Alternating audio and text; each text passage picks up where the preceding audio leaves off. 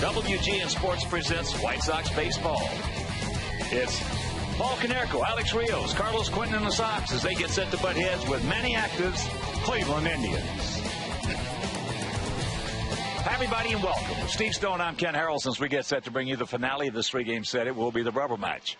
In the opener, Sox won that ball game 7-2. Johnny Danks picking up the victory. Then last night, Mitch Talbot was just too much. This guy is something. He's the second time he's beaten us. He is now 6-3 on the season. They won that game 7-3. So this afternoon, in the rubber match, Mark Buehrle. Mark Buehrle going to the mound at 3-5. Last time out, he was absolutely brilliant as he got that cutter into the right-handers and threw the changeup very well away from the right-handers. And this is a right-hand dominated lineup today. But lifetime, Buehrle's 12-15 against the Indians. That's not too good. And the ERAs of Westbrook, who's going to the mound for the Indians, and Buehrle are almost identical at 4.55 and 4.56. Jake Westbrook is a sinker baller going to the mound for the Indians, and he's the guy that's most likely to be traded off this staff because he does have some value. He's coming back from injury and starting to throw the ball pretty well. And this is a guy that's also had his problems with the Sox. He's 8-12 against them. So today is one of those days where you'd love to win going into Tampa Bay. You know you have 4 against a very good team, so let's go get them. All right, sit back, relax, and strap it down. White Sox baseball coming your way.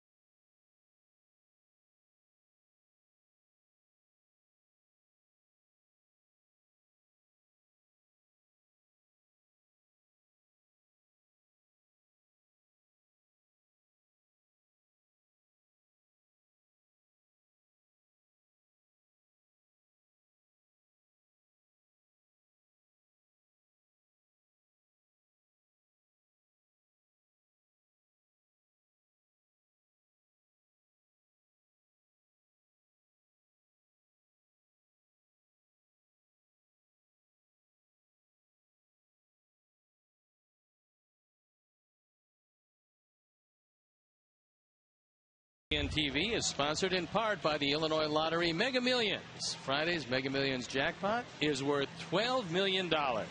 Today's game is available in Spanish on your SAP audio setting, provided by WRTO La Tremenda, Chicago's Spanish language sports leader. A beautiful day for baseball here in Cleveland. We've had 3 very nice days. Unfortunately, we are 1-1 against this depleted Indian lineup. And the fact remains that they have beaten us 6 of 8. So the White Sox line up with Juan Pierre leading it off. A.J. Przinsky hitting second. Then it's Rios, Konerko, Kotsay, Quentin, Tien, Ramirez, and Gordon Beckham playing second and hitting 9th. Cleveland defense and how they'll line up behind Jake Westbrook. Left to right, Kearns, Crow, and Chu in the infield. Peralta, Donald, Valbuena, and Branyan. Lou Marson behind the plate for the 3rd straight game. And Jake Westbrook on the hill. He's 2-2, ERA 4.56, on for the 10th start. He's got 1 complete game. A little higher opponent batting average than he would like at 2.86. He has yet to win a home game. His ERA at home is up over 5. In fact, this is a rematch of opening day when Westbrook went against Mark Buehrle, and Buehrle beat him 6-0. And in that game, Jake Westbrook set a personal and a Cleveland Indian tying record of 4 wild pitches. Since then, the sinker baller has gotten a whole lot stronger and a whole lot better. The umpires today: Rob Drake behind the plate, Joe West at first, Angel Hernandez at second, and Paul Schreiber is at third. So I don't think you could ask for a more beautiful day. The wind, no factor whatsoever. The flags limp atop the poles, but bright sunshine here in Cleveland. So hopefully today, going into that Tampa Bay series, the White Sox can do some early damage to Westbrook, get into that bullpen, and they won't have to worry about much of anything on that flight to Tampa.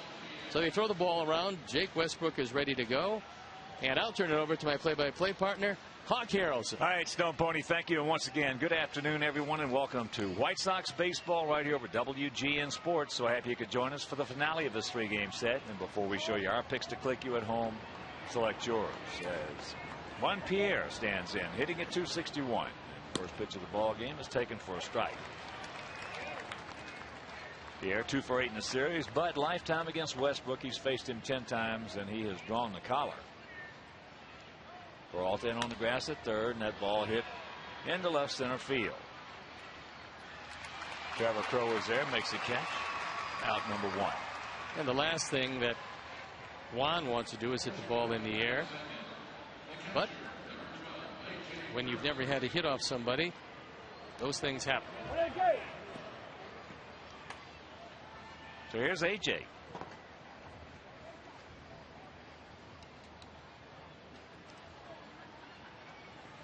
AJ hitting at .222, 2 for 4 in the series. Lifetime against Westbrook is 14 for 60. The 14 hits, all of them have stayed in the park. A 1-0 pitch. And here at Progressive Field, 325 down the lines, 375 in right center, 370 in left center, and 400 straight away center. High in the center field.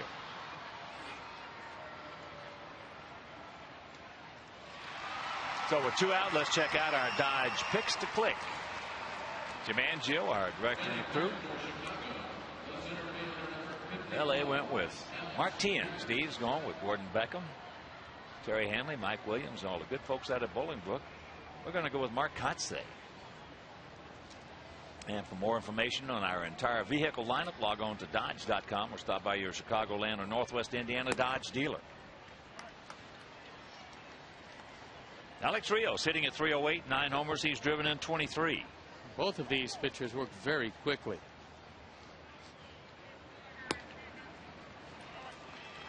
And the count 0-2. You just as soon get to Westbrook before that sinker starts working, and the first 2 guys hit the ball in the air, so it's not working quite yet.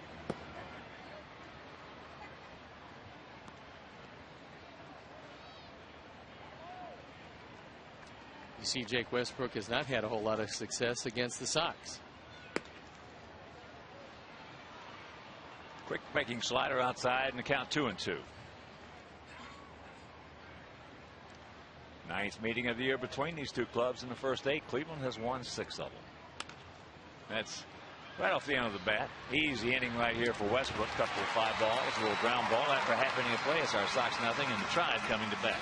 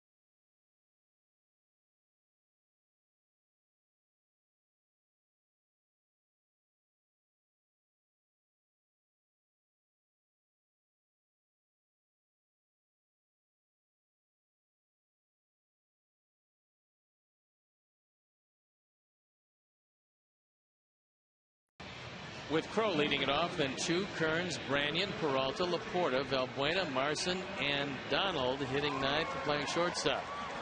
The defense behind Mark Burley, left to right, Pierre, Rios, and Quinton in the infield, Tian, Ramirez, Beckham, and Konerko. A.J. Przinsky behind the plate, and Mark Burley looking for his 4th win.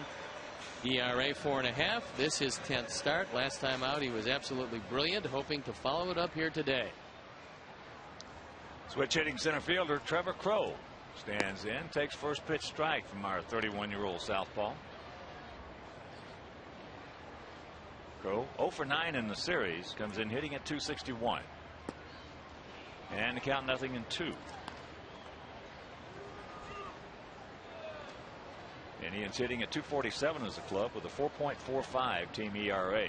They are 8-13 here at home. And that's up high. Mark Burley has been pretty good at home at 3-1. He's really struggled on the road. He is 0-4 away from U.S. Cellular Field.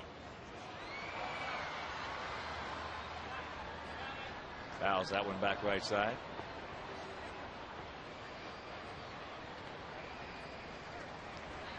Mark making his 10th start.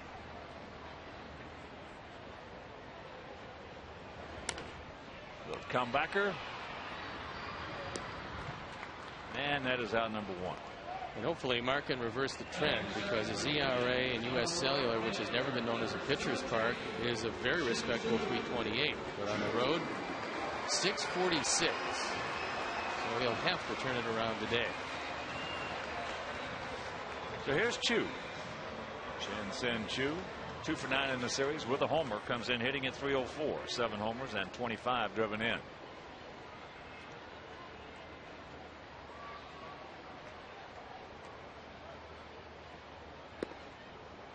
Big hack, no contact.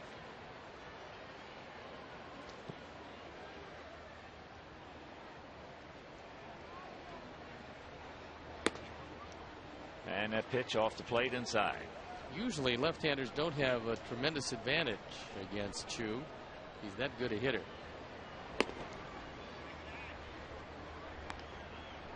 Well, left-handers hitting .250 off Burley. Right-handers at .284.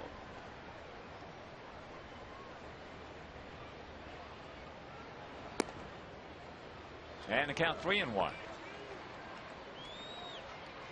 Austin Kearns on deck. Outfield straight up for Chu.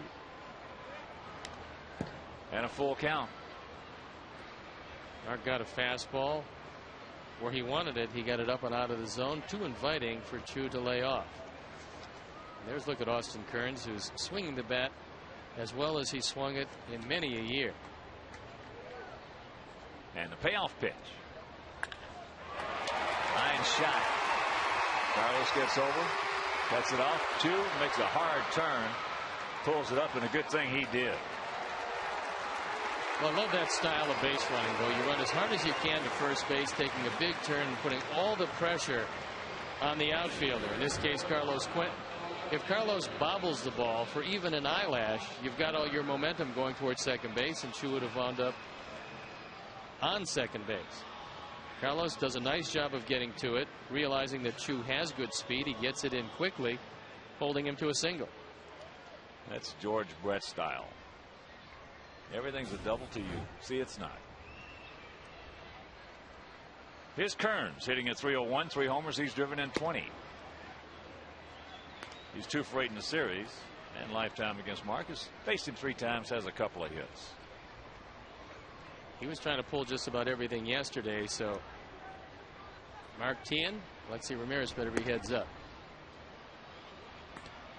And the count 2-0. Tian is over toward the line. Juan Pierre fairly deep and playing a little more toward the line and left.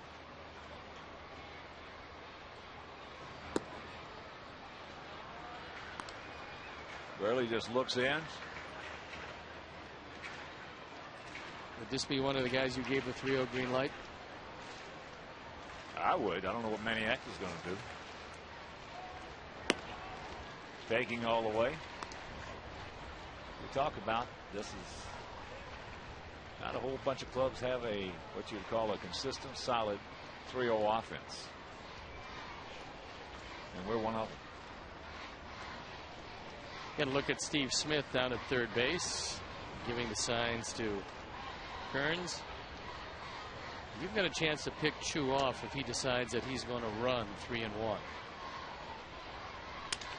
Ball line on the short hop. And now he's saying he caught it. Well, he's saying he caught it, but Alexi knows he didn't. So they put the tag on him, and it's a double play anyway. You look at it. Okay. And that'll retire the side as we take another look. Looked like he laid back just a bit because he saw what was going on. Ball hits the ground into the glove.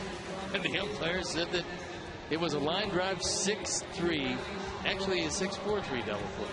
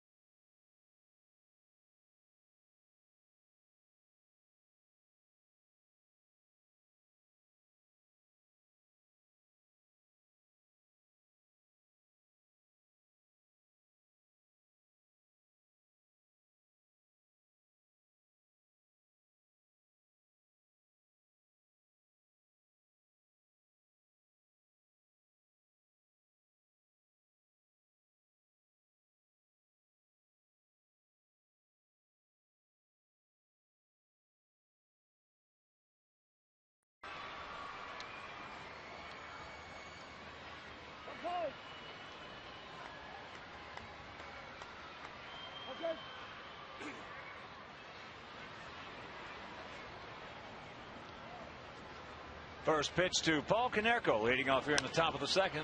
Laced hard into right field. Chu coming on. He's there. One pitch, one out. He was playing fairly shallow in right field, and it turned out that he was playing perfectly because normally that's a base hit, and not this time. You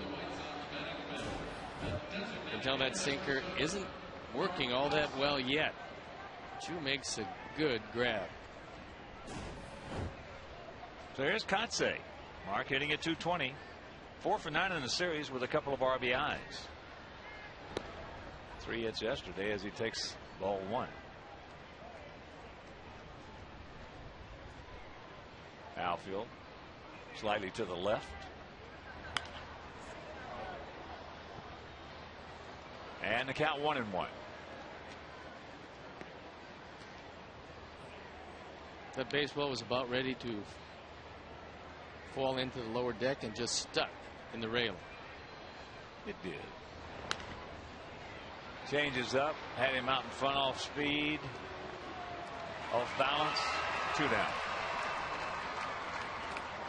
And you can organize a group outing of 20 or more guests during the 2K10 season. Purchase a block of tickets or enhance your outing with one of 6 great party areas. The more tickets you order, the more money you save. Call 312-674-1000 or visit whitesox.com.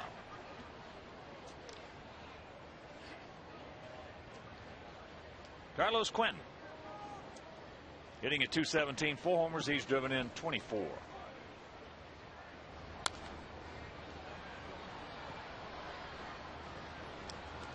Last couple of days, our guys have been doing a lot of first ball hitting, swinging. Well, as evidenced by last night, Mitch Talbot, 20 pitches for 3 innings in the middle of the game. That's high in the left center field, breaking ball. It didn't take long. 1, 2, 3. That is 6 up, 6 down for Jake Westbrook.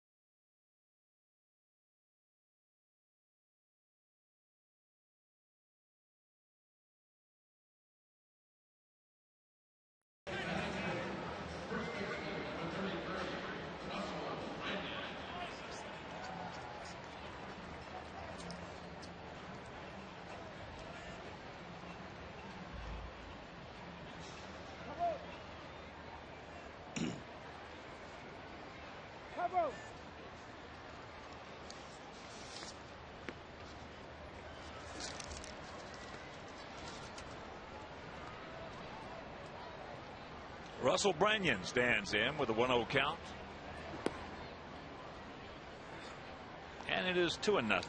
He's 2 for 7 in the series. Comes in hitting at .225. 4 homers. He's driven in 11. That ball hit deep to left field.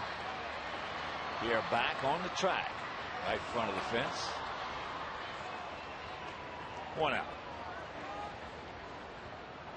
Brennan very strong and not much room to spare, but Juan Pierre able to make the play right at the base of a very tall left field wall. And here's Johnny Peralta hitting at .243 with 3 long ones and 19 knocked in. Peralta 18 for 63 lifetime off Burley. And with 18 hits, 16 of them stayed in the park. Tien. 2 down. And come to U.S. Cellular Field on Thursday, June 10th for an educational experience on Weather Day and enjoy a very special pregame program hosted by the Sox and the WGN Weather Team. Call 312-674-1000 or visit whitesox.com/WGN to book your tickets today. There's been 5 outs. 2 of the balls have been hit to the left side of the infield, and we'll see a whole lot more of that today. So here's Laporta, takes first pitch strike, and don't forget the backslash.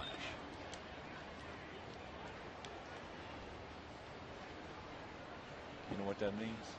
Oh, sure. I'm one of the great computer guys in history. I have no clue. Backslash.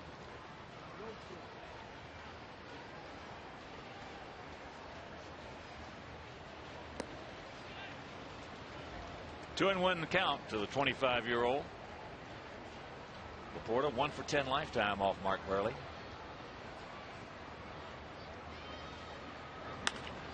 That's in the hole. Now make it 2 for 11. Not hit hard, but right. A seeing eye single.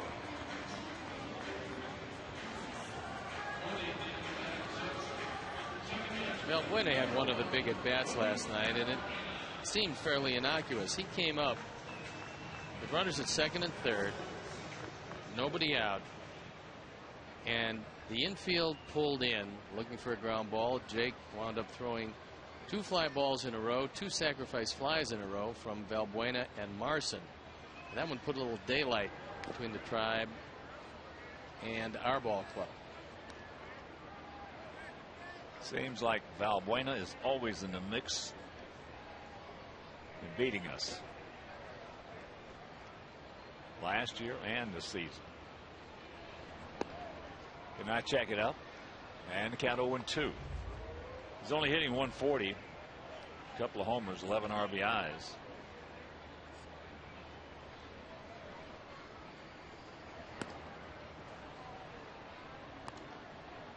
Two out, 1-2 the count.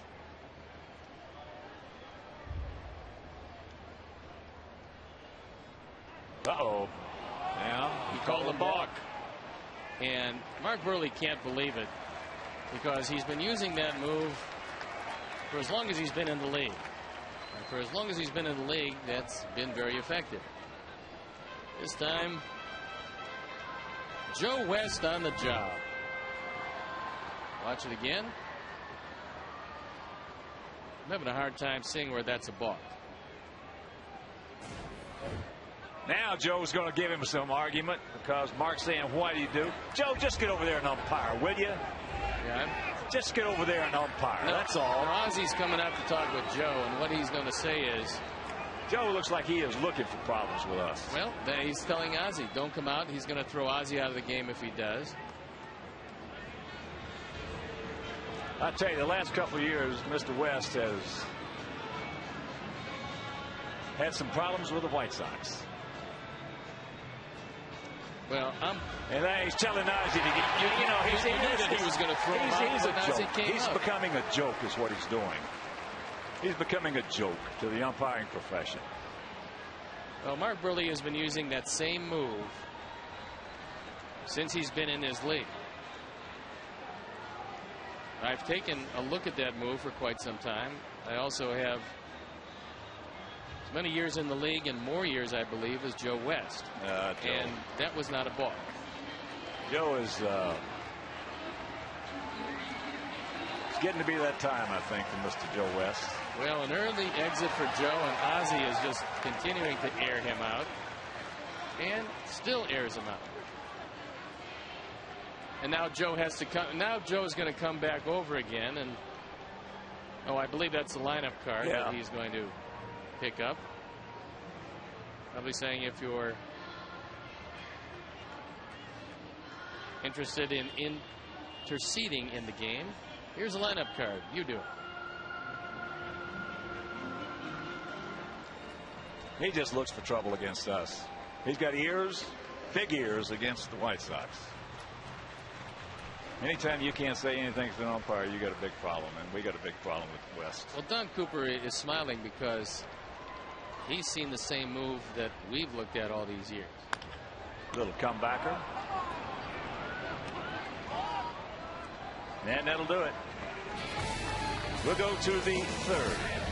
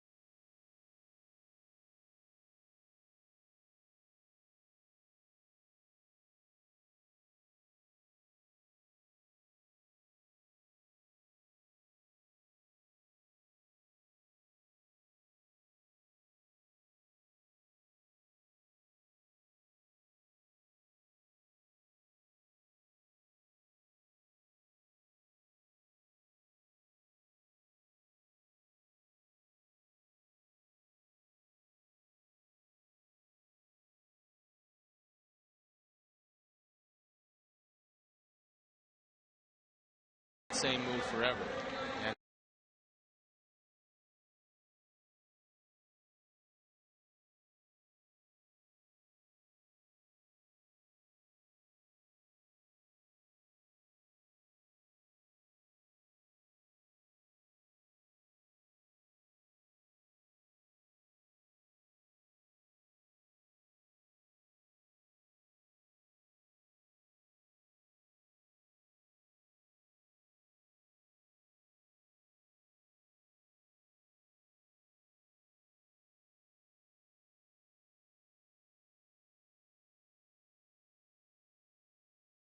10, Ramirez.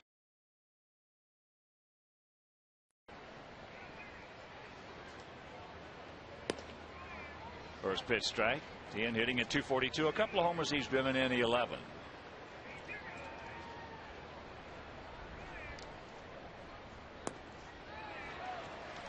So far, Westbrook has had a very good straight change. Hasn't fanned anybody yet, hasn't walked anybody yet, but he's retired 6 straight, and a lot of it due to that good changeup.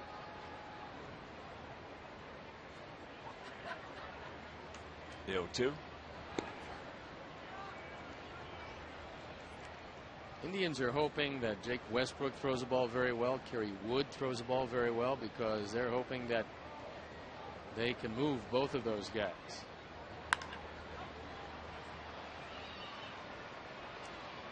There are a lot of teams right now hoping some of their players will come around. Well, look, this is a team that's not going to get there. Right. They're not going to get there. They both have high salaries. Jake has a year and a half left.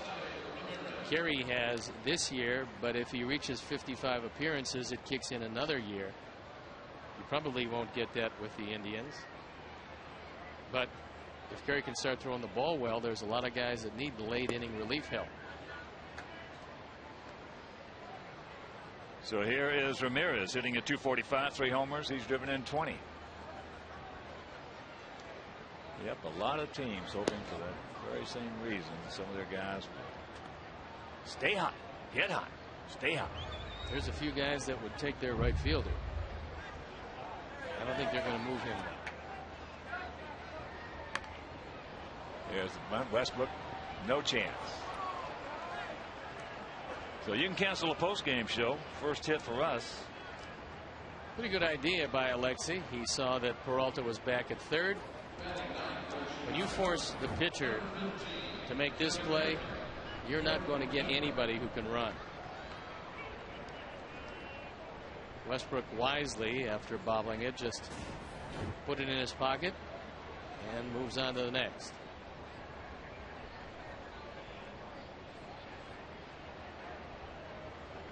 So Beckham hitting at 196, a homer. He's driven in 9. Should be right to the bag. They turn it over there.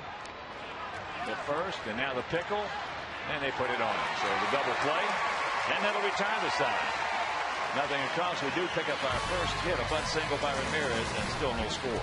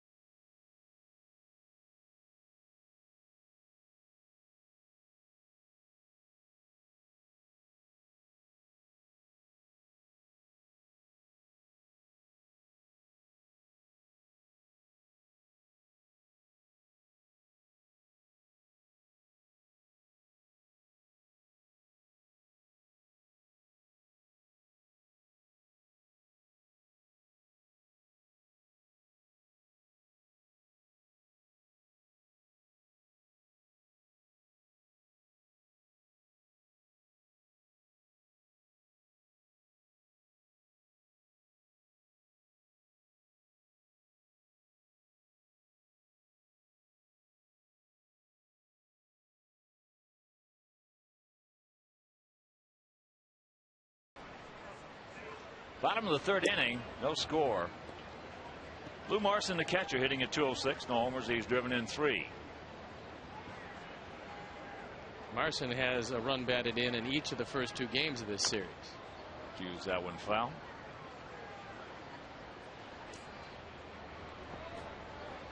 That is the 3rd time that Joe West has ejected Ozzie. Out of the 22 in Ozzie's career. Well, I guess I'm going to have to take Joe's album out of my collection.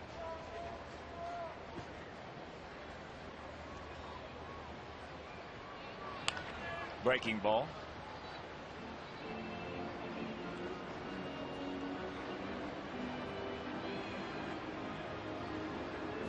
Marson came over in the Philly deal, one of the 4 who came back in exchange for Cliff Lee. He gone. 1 out. First strikeout for Burley.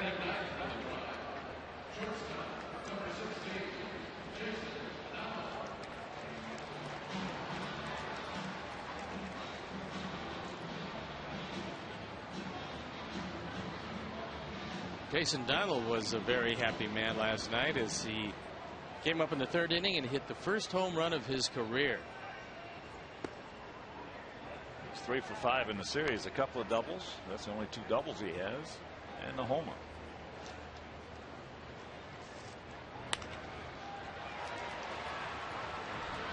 Hurry. Can't get him. Once he took his time, I don't think he realized how fast Donald is. And he just didn't get him on what appeared to be a routine ground ball. It'll go as a base hit. This ball was up the middle. He gets there. As you can see, patting his glove once, that's all it took, and he beat the play.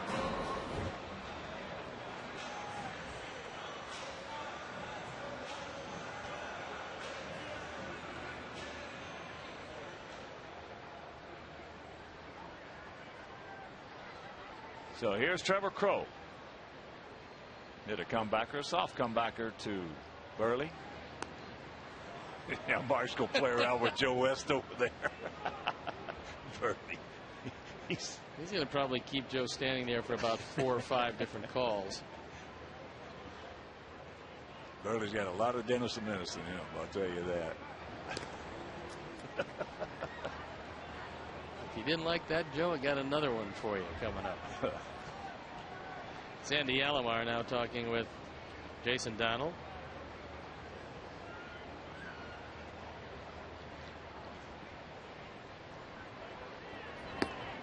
There's the strike. And the count. 4-1.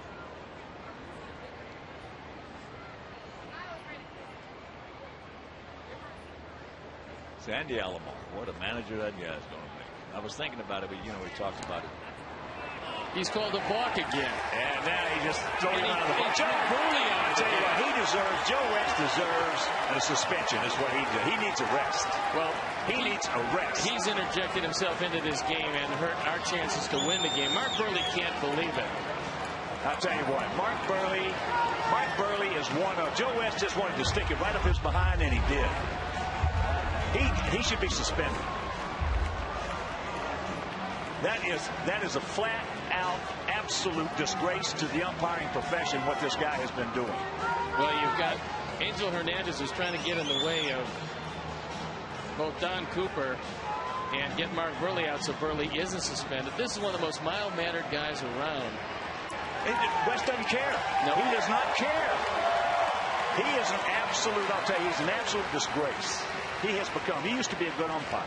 Joe West used to be a good umpire. He has become a disgrace to the profession. An absolute disgrace. And now you're 1 out into the 3rd inning. You've got to go to your bullpen early. And this gives the Indians a tremendous advantage. Because Burley was throwing the ball very well. He'd given up the 3 singles. And didn't appear that he was going to be scored on anytime soon. And now AJ is out there. He's flipping his mask around. I tell you, it's a disgrace. It really is. I mean, it's a travesty to the game of baseball. And if they don't do something about this guy, Joe West, somebody, now he calls it right there. again. That's the second balk he's called. And Mark threw his glove, and Joe West threw him out. He's a joke. He is a flat-out joke to the umpire. And as I said, he used to be a good umpire. And Don Cooper is probably going to get run before it's over. Angel Hernandez has come over to try to quiet him down. I'll tell you what they should do. They all should get run. Really, I'm serious. Put the pressure right on Joe West. You think he cares? He wouldn't care. Randy Williams comes into the game, and we're going to step out and let cooler heads prevail.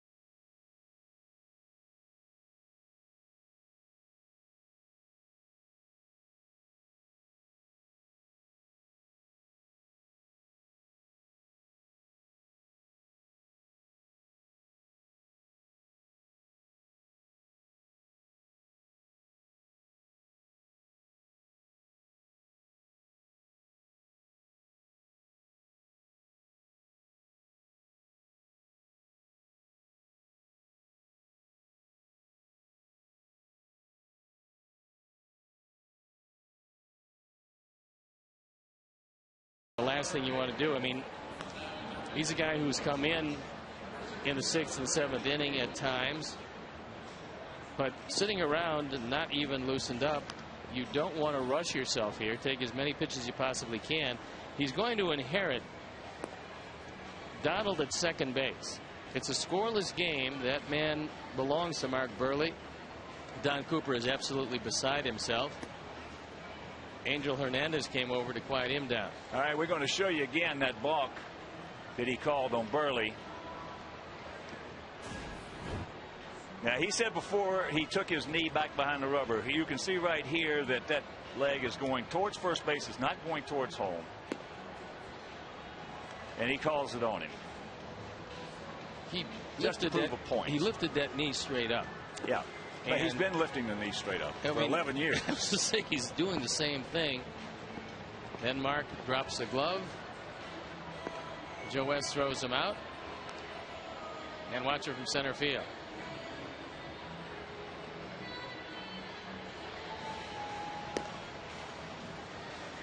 Well, something's got to be done about that. You just cannot let that slide. I said the last couple of years he has really had it in for the White Sox. Well, he's thrown both Ozzie and, even more devastating for the ball club, Mark Burley out of the game. Well, we're just, it's just a situation we're trying to get our club going. We got a big 4-game series coming up with the Rays down in Tampa Bay. Burley out there pitching well, throwing well, and all of a sudden we got a lot of innings that bullpen's got to eat.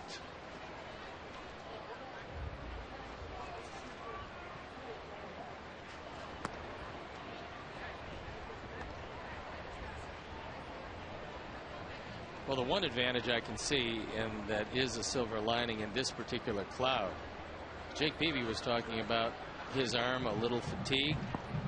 You can throw Mark Burley on Sunday in Jake Peavy's spot and give Jake an extra day with the off day and perhaps get him a rest, because Burley can come back easily on Sunday, and it's always an advantage to throw a left-hander against that Tampa Bay team. So, well, there's one possible problem with that. Yes. What if Joe West is behind the plate? If he indeed follows us to Tampa Bay? Yeah. Well, as that's knocked down by Randy Williams. And now runners at the corners. All started with Alexei laying back on that ground ball by Donald. Now he's over at third base. And Randy Williams was hitting the leg, and he was hit pretty hard. So now they're coming out, and they have to check on the ankle of Williams, who makes what appears to be a skate save. No chance for Ramirez. And now there's some big problems. Hermie goes to talk with him. And Hermie asks him if he'd like to throw some pitches. Apparently, he's going to try to test it out, I think.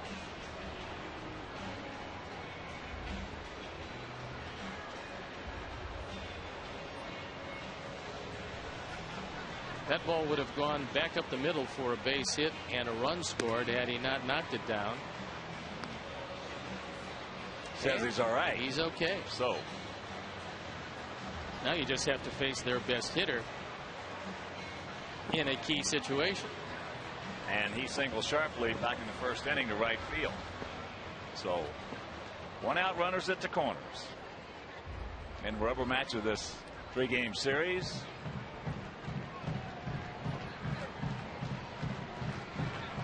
Outfield for the most part straight up.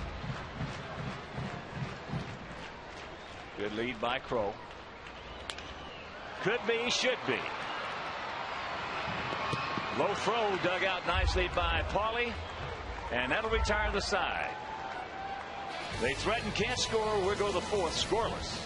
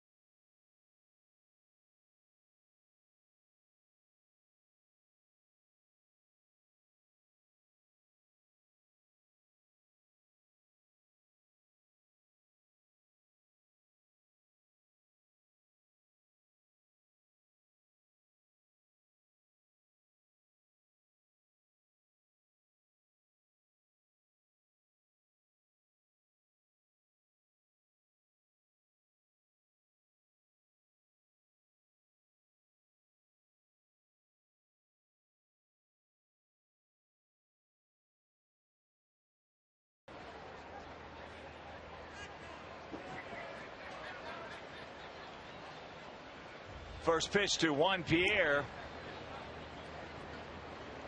Taken for a ball. One went out to center field. I'd like to see Westbrook work a little bit. He had 24 pitches through 3. Punches at that one, trying to poke it over the head of Peralta. And the count 1-1. And you can come to U.S. Cellular Field and enjoy Dog Day presented by Hills Pet Nutrition Thursday, June 3rd. White Sox versus the Rangers, 7:10 p.m. For regular game tickets, call 866-SOX-GAME or visit whitesox.com. I love Dog Day. Outside of opening day and Mother's Day, it's my favorite day. If I could bring my 3 in, I certainly would.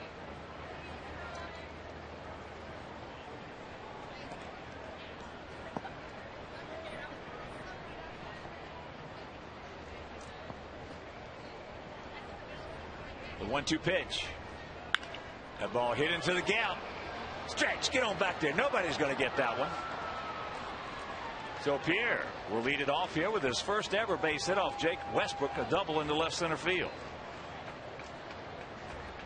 Outfield playing very shallow, and Juan Pierre hit the daylights out of that ball. See, Westbrook finally got one up, and it hurt him. I think he was trying to throw a backdoor slider, and he threw it right up at the letters of Pierre, who crushed it into the gap. Promising start. Now AJ has got to pull the ball. Sometimes easier said than done. Is he going to try to bunt it right there because of that? Easier said than done as far as that sinker of Westbrook's. The last Sox pitcher to be called for 2 balks in one game was current Indians bullpen coach and former Sox pitcher Scott Radinsky on June 8th of 1993. That's been a while ago.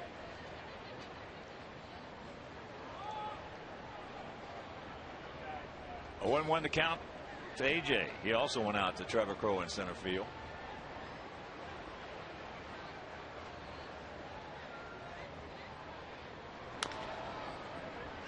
And that is foul. So the count 0-2. Well, that time AJ was going to roll over that ball regardless of where it was. Did a good job of hitting it to the right side. Unfortunately, on the wrong side of the line.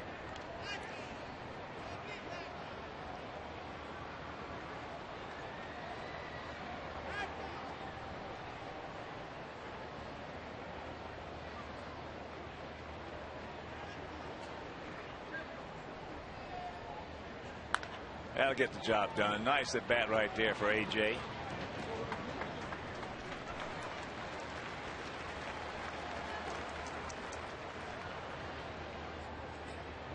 Getting a hand from a very appreciative dugout, because they knew that he went up there after the first bunt. That ball was well out away from him. He made sure that he hit this ball to the right side.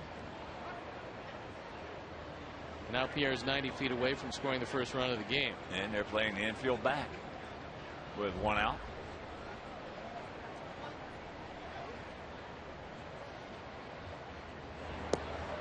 Breaking ball, no.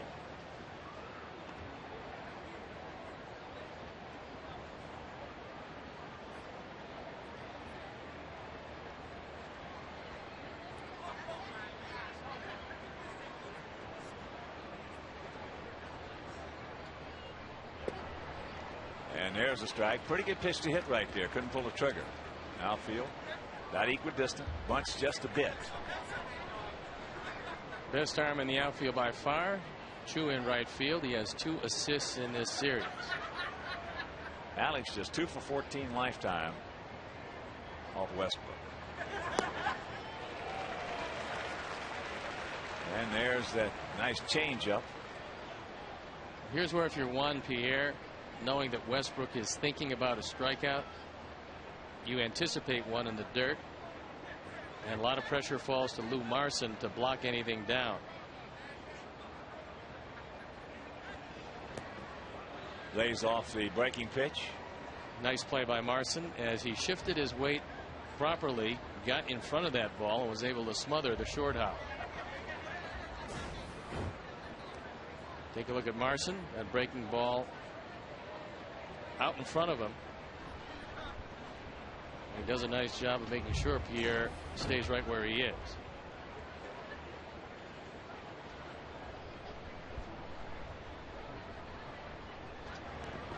And there's another nice block.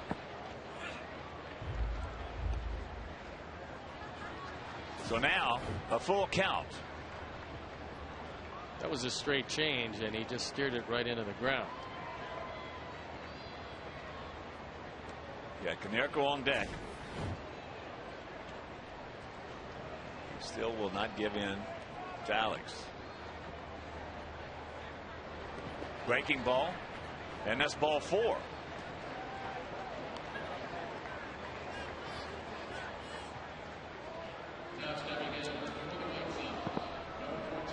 So here's Paulie. He lined out hard. leading off the second inning to Chu in right field. Paul has faced Jake Westbrook more than anybody else in his lineup, so he should know him exceptionally well.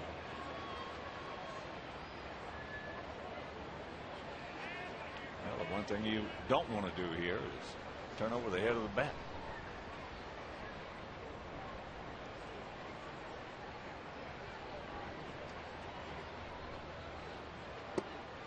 And that sinker low. Alex at first base with 14 steals and 17 attempts.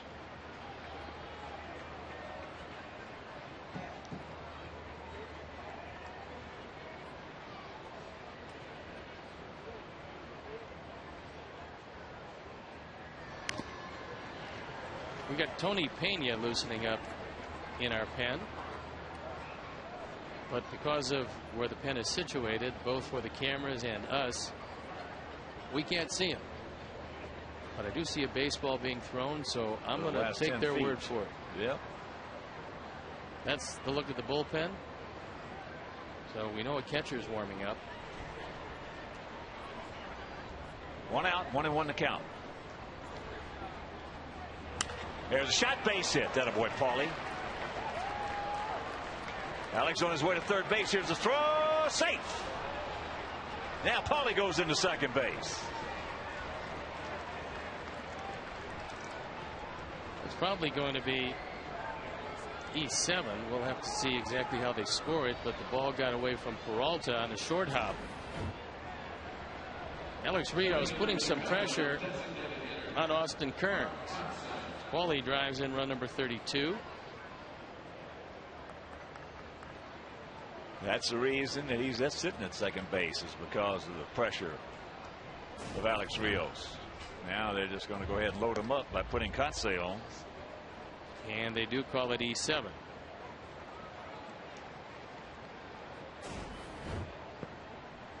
Paulie taking a look at what happens with the throw when he sees it trickling away from Peralta. He goes into second, necessitating the intentional walk.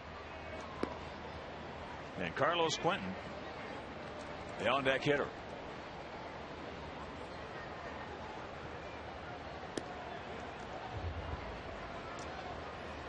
So sacks packed with Sox. 1 down. And Carlos went out to left field his first trip.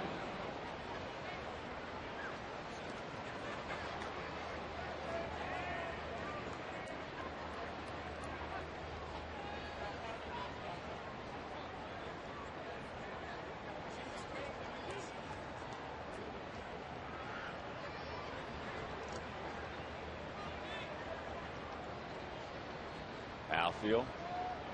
Throw deep in center as he checks it up on the breaking pitch and takes ball 1.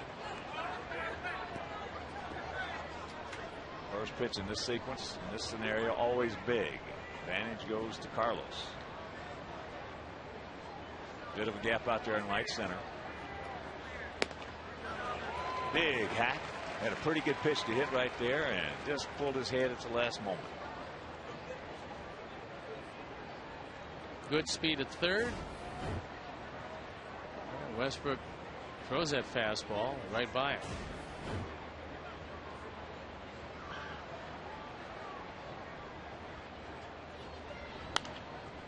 And now Westbrook has the advantage. A ball and 2 strikes. Westbrook has had 2 elbow surgeries. One a clean out of some chips, the other reconstructive elbow surgery. That was the latest one of those.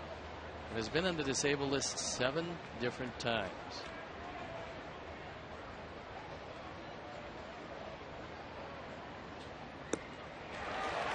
Change up. So a big strikeout right there for Westbrook.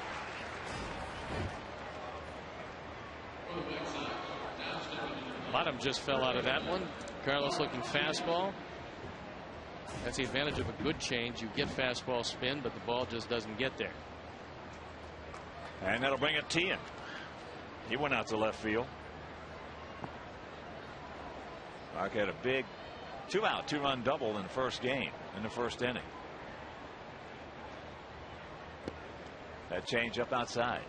Westbrook now has thrown more pitches this inning than he threw in the first 3 combined. But you can't come away here with just the 1 run. That would be very much of a victory for Westbrook. There's a shot. That's a base hit. That's going to score a pair. Another big 2 out. 2 RBI single right there for Mark Teahen, and it's a 3-0 game. RBI's 12 and 13. And Teahen drives the ball to left center field.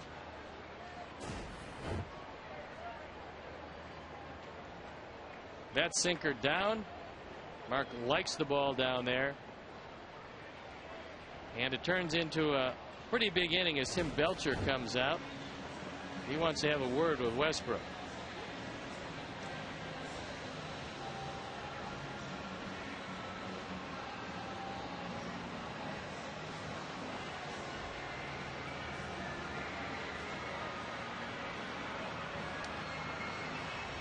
Rob Drake goes out to the mound to break this up.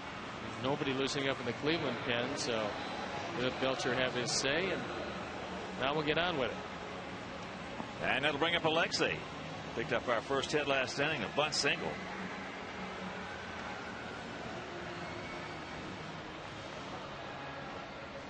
Don't stop now, boys.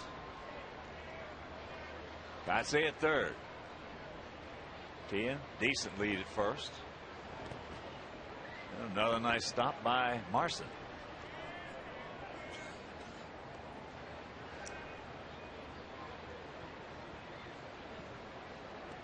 Just tuned in, Ozzie has been ejected.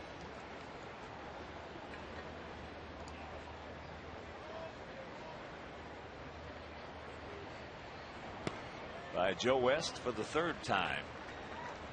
Ozzie has been ejected 22 times in his career, 3 of them by West.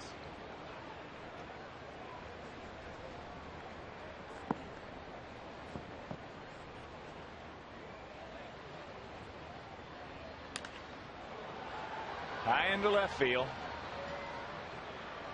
But a crooked number is going to go up on that board. Come up with a 3 spot. And after 3.5, we lead at 3-0.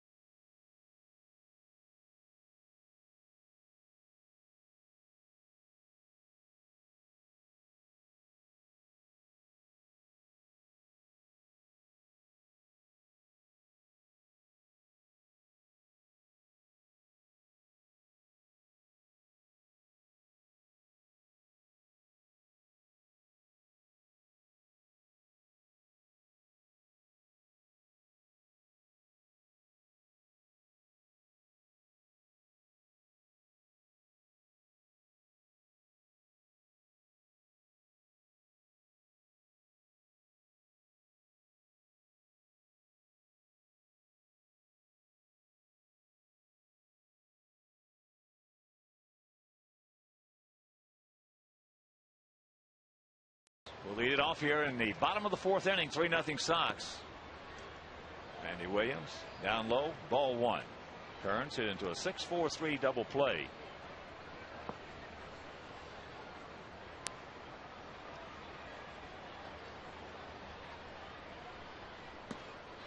Pulls the string right there. Took a little something off of it. Had him out in front. Branyan on deck and Peralta in the hole.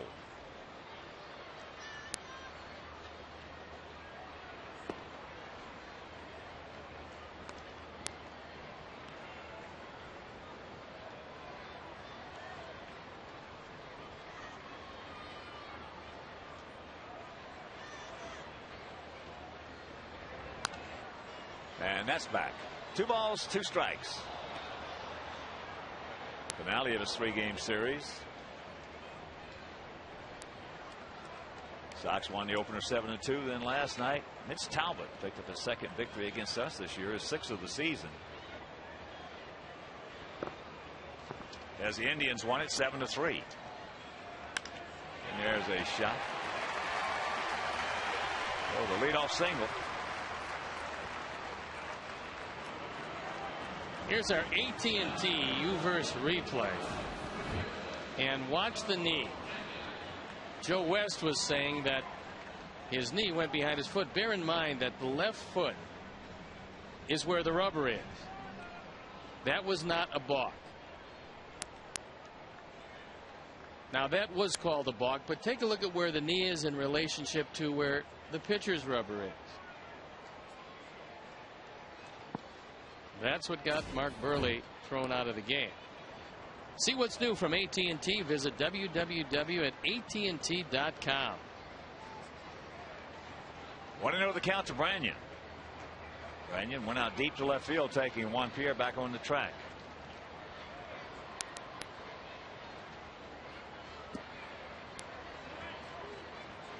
No, that second balk he called on him was that.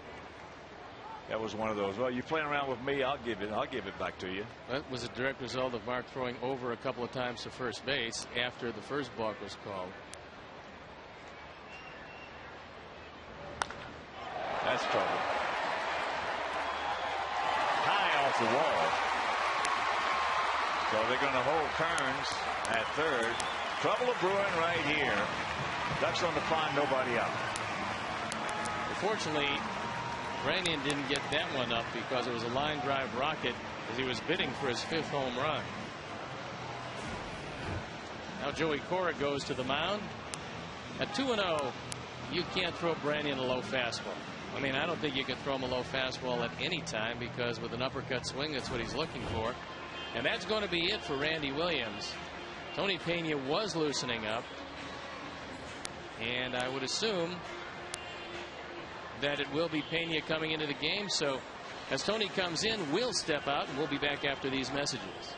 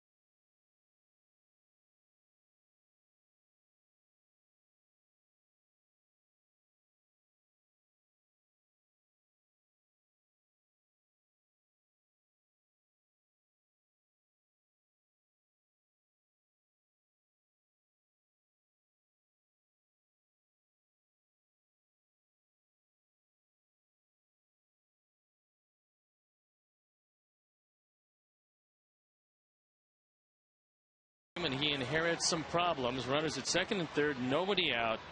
Pena 0-1 ERA, a touch under 5, on for the 17th time, and he'll be looking in at Johnny Peralta with another right-hander, Matt Laporta, due up after him. Peralta grounded out to his counterpart Mark Tian, and that ball hit hard into left field. Juan Pierre's there, makes the catch.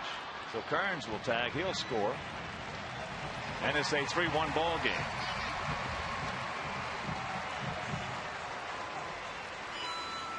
RBI number 20 for Peralta. Fortunately, that one was hit right at Juan because it was a bullet.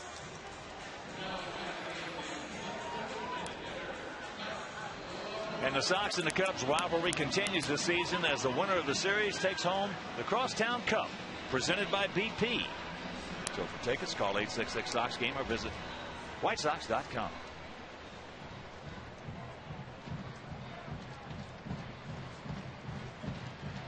Matt Laporta had a little seeing eye single between third and short his first trip.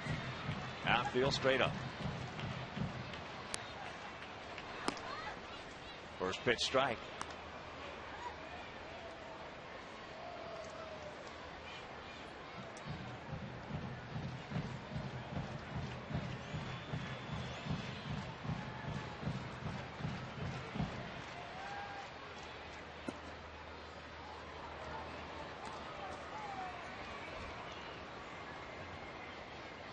Outfield straightaway, fairly deep all the way around. Branyan doesn't have very good speed out at second.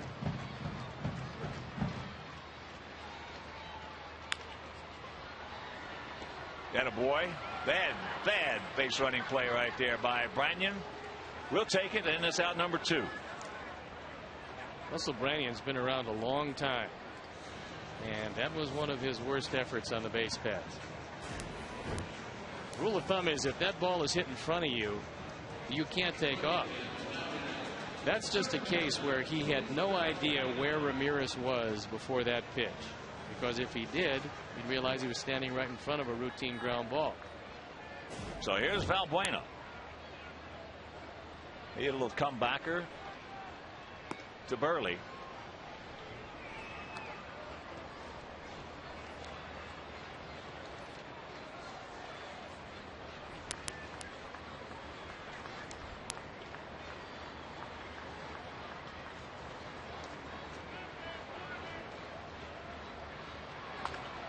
And that's foul.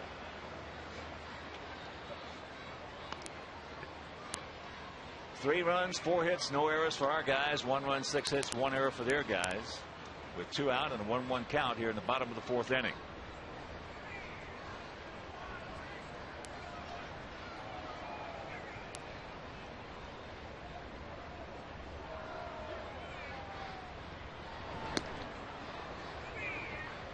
Off speed, way out in front.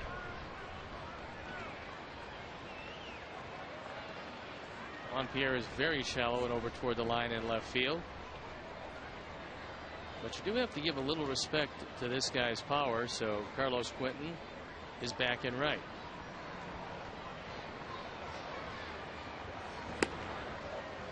He gone. Inside corner, and that'll do it. They do get on the board. We're with the 5th, leading by 2.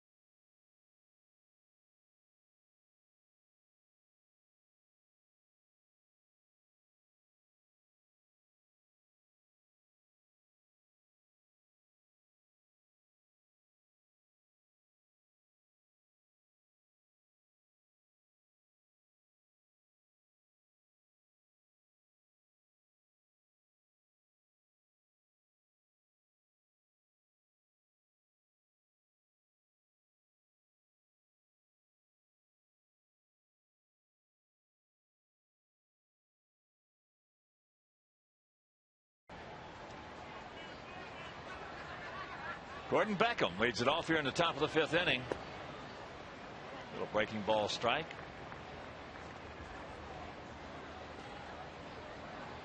Gordon hit into a double play his first trip. Chases a bad breaking pitch right there, and the count very quickly, 0-2. And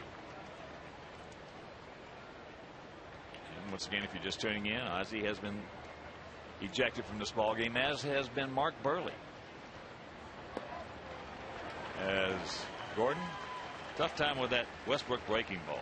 3 sliders, 3 strikes, and a quick out. And Chicagoland viewers, how would you like to win 5 $5 footlongs from Subway? Just be the 500th texter to text Subway to 97999. Go to WGNTV.com for complete information and rules. Juan Pierre started off that 3-run 4th with a double into left center field. His first hit ever off Westbrook. He is now 1 for 12.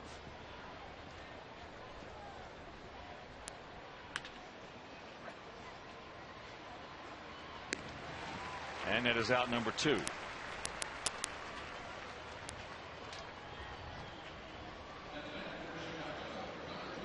So here comes AJ. He's 0 for 2, but last time up had a good at bat. Mark Burley ejected after 2 1/3 innings. Didn't give up any runs on 3 hits. Randy Williams came on for 2/3 of an inning. Gave up a run on 2 hits, and now the game is in the hands of Tony Pena.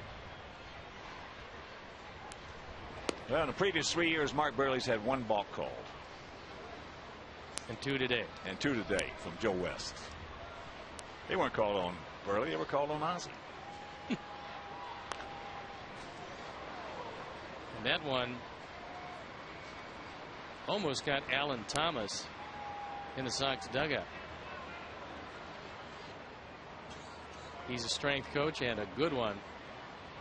And almost got a face burger for his efforts. There's a shot, and that's foul. So the count 1-2. Pierzynski. AJ's 0 for 2, but he had a great at bat last time because he went up there with 1 job, and that was to move Pierre from 2nd to 3rd with nobody out. He got to 2 strikes, and he was still able to do it by grounding to Branyan. Lays off that backdoor effort. Westbrook, 32 years old, 6'2", 215 pounds, out of Athens, Georgia.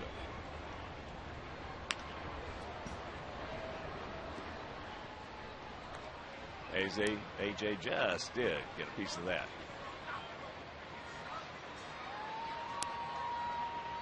Sox will conclude this game, the series.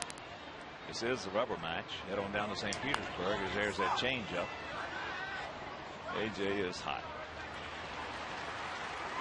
And that'll do it, a 1-2-3 inning. We're halfway home, leading 3-1.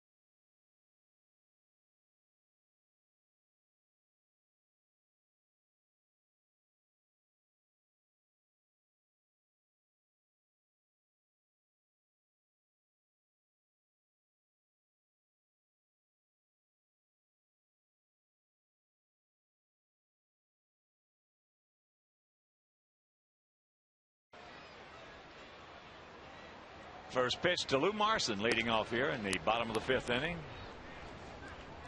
Fastball strike on the outside corner. It's a shame Mark Burley was ejected. He was throwing the ball very well. He was throwing the ball exceptionally well, giving up 3 hits, but they weren't particularly hard hit. Probably would have stood to win this one, but instead it's in the hands of the bullpen, and we'll have to see how they fare. Right now, Tony Pena is throwing the ball very well. 1-1 to count to Marson. He struck out his first trip.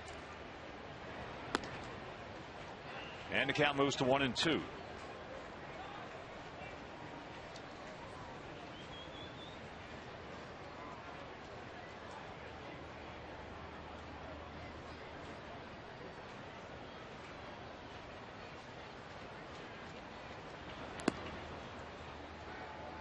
Look closer, and he would not have checked it up.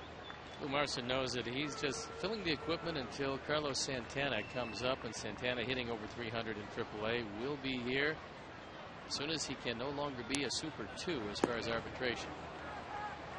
That one's a little closer. He gone.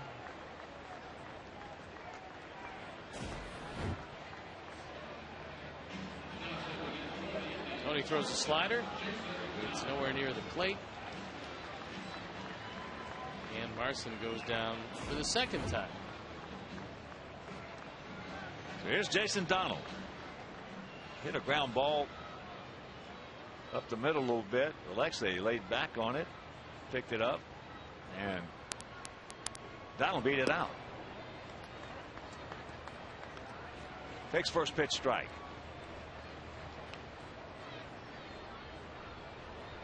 Outfield for the most part straight up.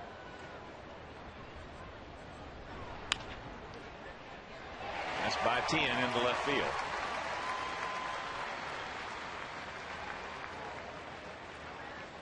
Donald getting his opportunity because Asdrubal Cabrera had surgery on his forearm.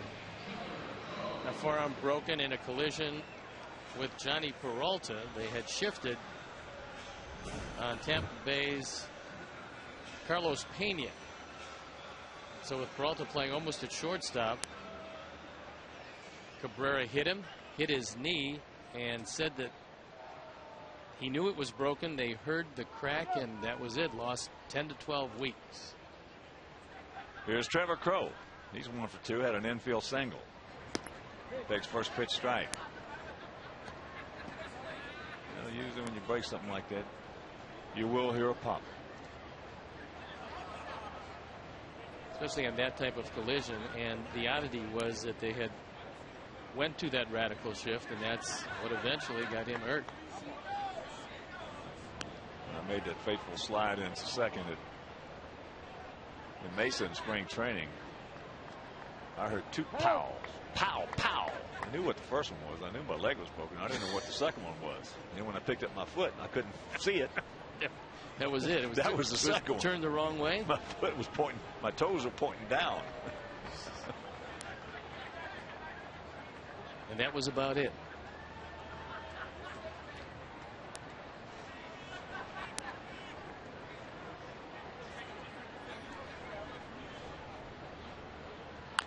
Chopper.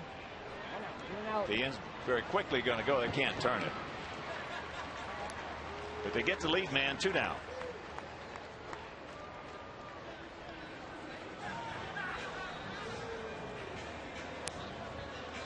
And every White Sox Friday home game is United Flyaway Friday. Each Friday home game, one lucky fan will have the chance to win 2 free round-trip tickets to anywhere in the continental U.S. that the United Airlines flies.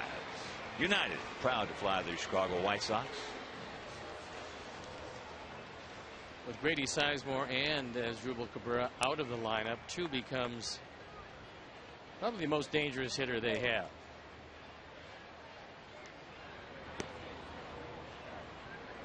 There's strike 1 to Chu. Was singled sharply.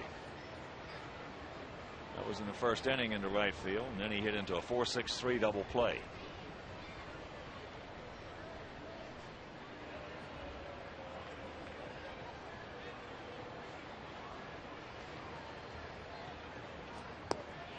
Good pitch. Oh. That's a hard slider that he busts down and in. Chu swings over the top. Oh, disappearing pitch. That's a good one on 0-2. If you make sure you get it down and in.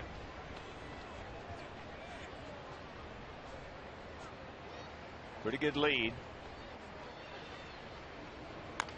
And there's a chopper to Hopper. Atta boy. Over to first, and that'll retire the side.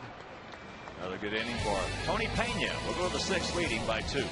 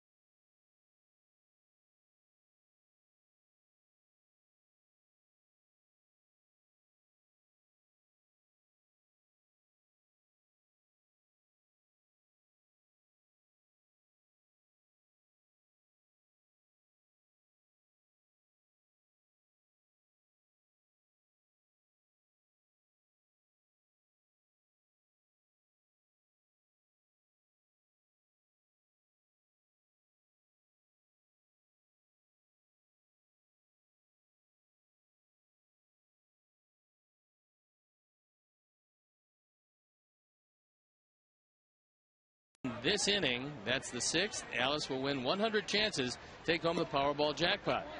Tonight's jackpot is worth $190 million. 1-0 pitch to Alex, as that's a chop foul down past Jeff Cox. So the count 1-1. Top of the 6th inning. 3-4-0 for our guys, 1-7-1 for their guys. Notice Jeff kind of short-armed that one. Checks it up. And a count, 2 balls and a strike.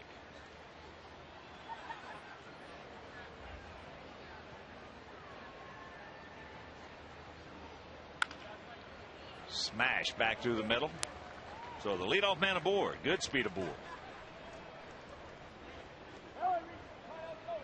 Well, now Joey Cora, who's taken over for Ozzie, has a couple of options. One of them is to try to run on Lou Marson, who's a pretty good catch it and throw it guy.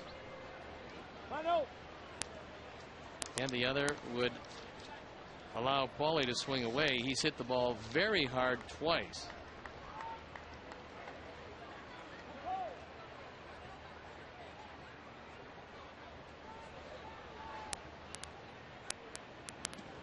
Ball gets away. So now it's academic as Alex will move into second base. And we'll see if it's E1 or E3. I don't think the ball was in the dirt, but it could very well have been into the path of Alex Rios.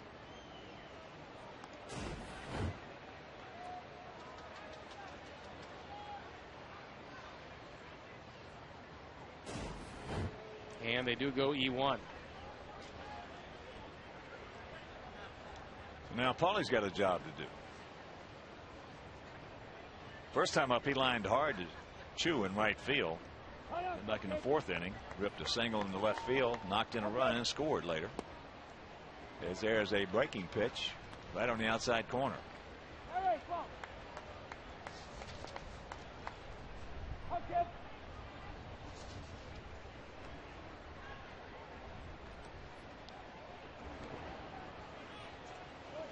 They're going to change that to E3. which I think is the right call because that ball was not in the dirt. Plus, I don't think Russell's going to win a Gold Glove this year. Think that's not going to bother his chances? I don't think that's going to hurt him all that much.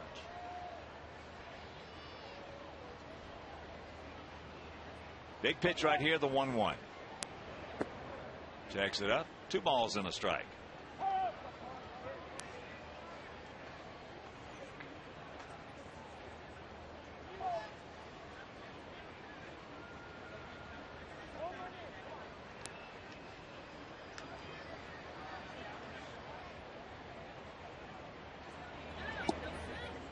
And the count 3-1. Mark Kotsay on deck.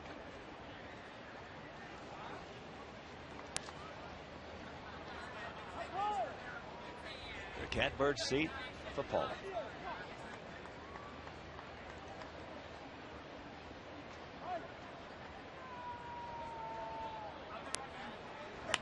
Breaking ball. That's not going to get it done. So 1 out.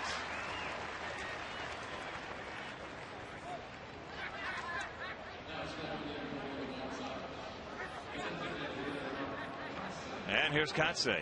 Mark has gone out to right, and he was intentionally walked back in the 4th inning.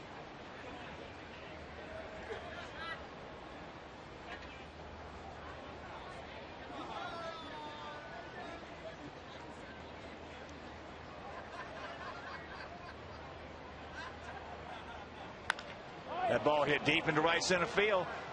They go back, look up. You can put it on the board. Yes. Yes. 2-run shot by Kotsay, and it's a 5-1 Sox lead. Mercy. RBI number 10 and 11 on a 5th home run by Mark Kotsay.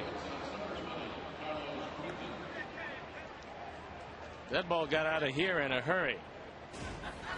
Here's our 4th drive of the game. This appeared to be either a changeup or a hanging slider. It's an off-speed pitch driven out of the ballpark quickly. And here's Quentin. Takes a curveball strike.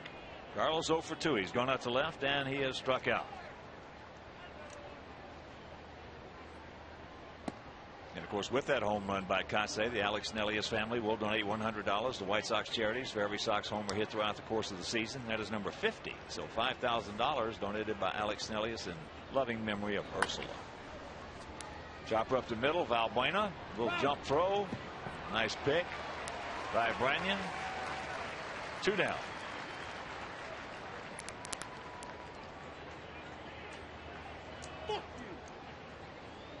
Ellis Makich has 100 chances in tonight's $190 million lottery to hit the Powerball. Wouldn't that be something? Be somewhat amazing. Wouldn't that be something? So here is Mark Tien.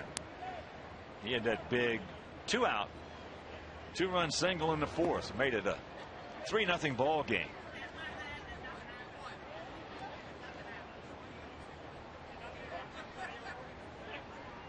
Ellis Makich maybe sitting on the door of destiny. I know you have your tickets. Would you split it with her? I think the question is, would she split it with me? Well, you might have the same numbers. Possible. Could very well be. Possible. No, I like the quick picks. That's hit to the shortstop. Not to say somebody couldn't pick those same ones, and that'll do it. But the 2-run homer by Mark Kotsay. Sox lead it 5-1.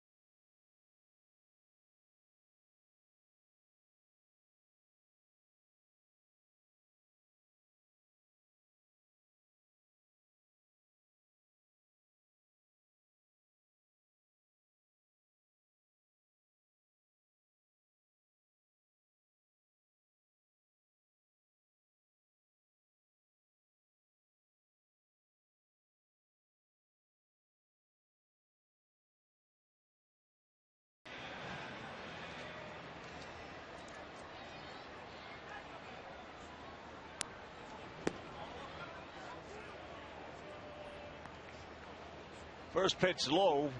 Ball one to Austin Kearns, who is 1 for 2. Single to lead off the fourth and came around to score. Sox lead at 5-1 as there's another ball and the count 2-0. Outfield for the most part straight up, about equidistant, spread out just a little bit. And there's a strike.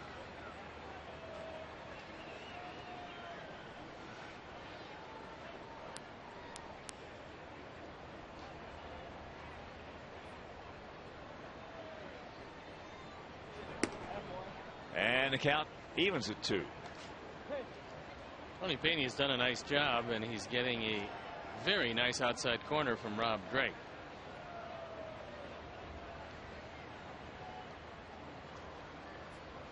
AJ once again out there. And a full count. No walks, Tony. Tony's come in and restored some order in this after Randy Williams gave up a single and a double to lead off the fourth inning. Tony has come in, retired 6 of the 7 men that he's faced. And the payoff pitch. Dreaded leadoff walk.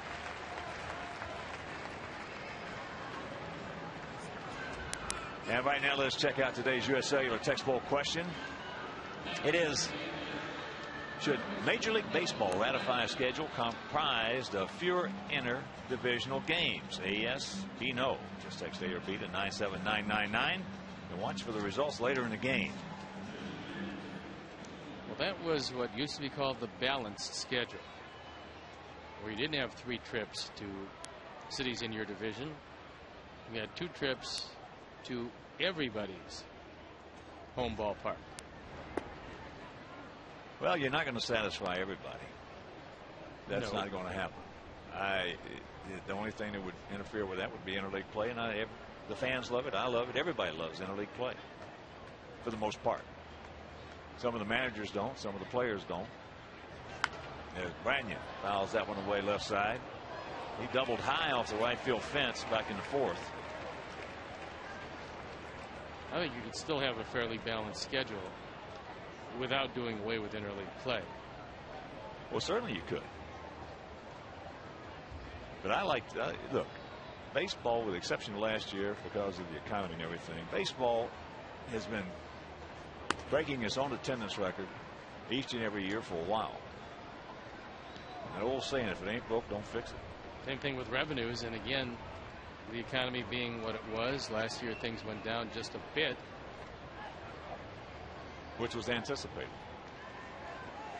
Well, they had really no other choice because of what was happening in the country. There's a boy back to the middle. He got himself another good pitch out, down over the plate. So trouble brewing right here. You keep the ball down to Branyan, you're just asking for trouble. He's not a good hitter, but when you throw it knee high or even lower, he's going to hit the ball hard. And that's exactly where that pitch was. So now AJ goes out to have a talk with Peña.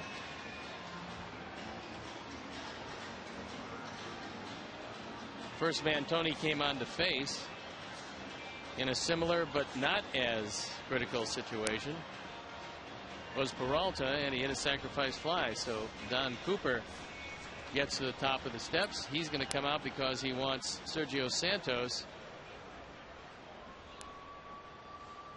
to loosen up a little bit longer, give him some time to get ready just in case he's got to make a change somewhere in this inning. And again, Joey Cora is managing the team because Ozzie was given the boot early in this one.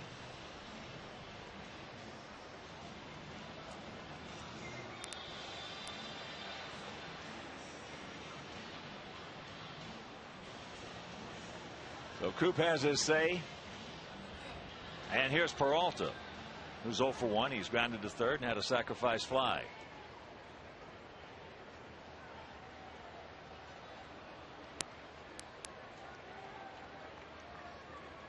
Matt Laporta on deck.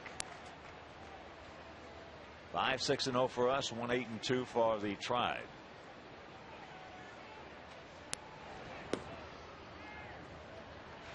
Peralta takes ball 1. You got a chance to throw a ground ball here and throw a double play.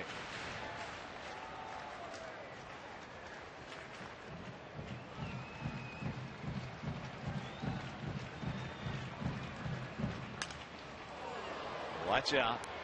Matabatacola. And Tony got a break because that ball was fouled up the right side. He was drifting toward first base, and the head of the bat went right over the top of the mound.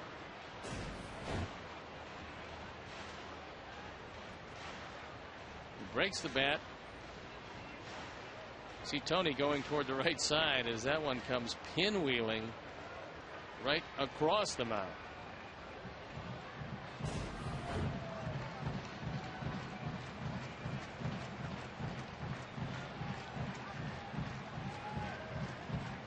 So a big pitch, the 1-1.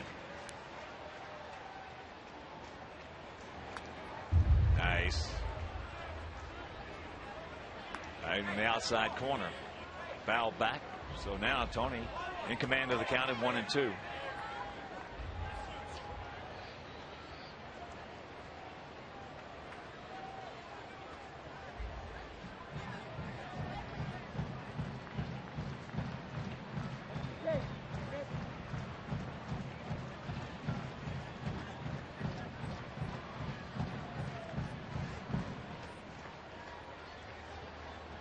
Set.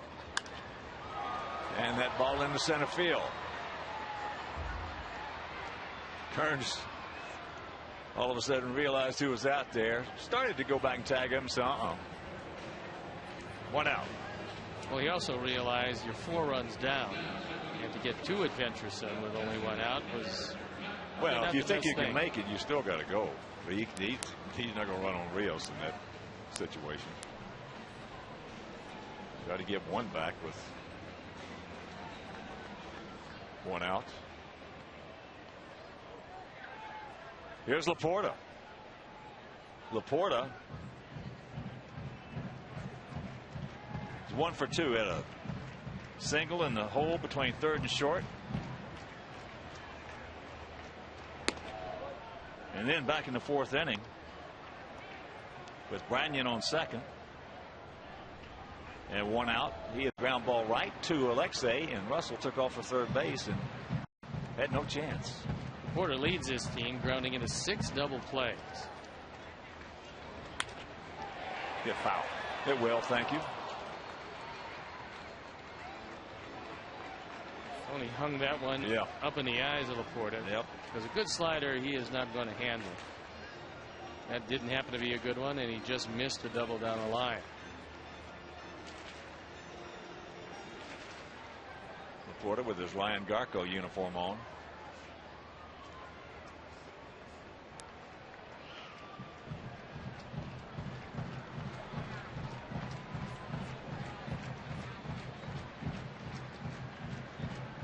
Bit of a gap out there in left center. And that's popped up right side. Carlos, glasses on. He's there. And that's out number 2.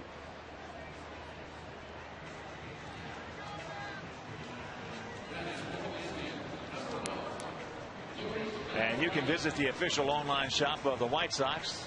Browse the largest selection of official gear, including the latest apparel, nostalgic memorabilia, and authentic classics for the whole family. Get your gear from the official source. Shop www.whitesox.com. Accept no substitutes. Here's Valbuena. He's 0 for 2, but against us he has been dangerous in situations like this. Takes ball 1.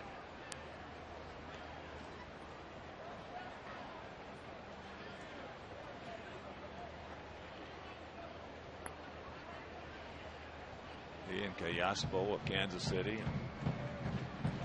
Those guys have hurt us.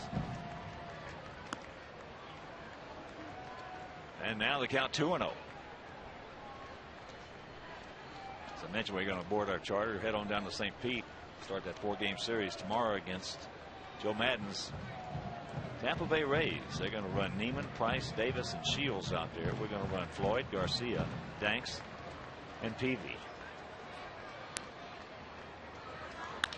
Ground ball Nice job once again by Tony Pena. Gets in some trouble, pitches out of it, and we're into the 7th.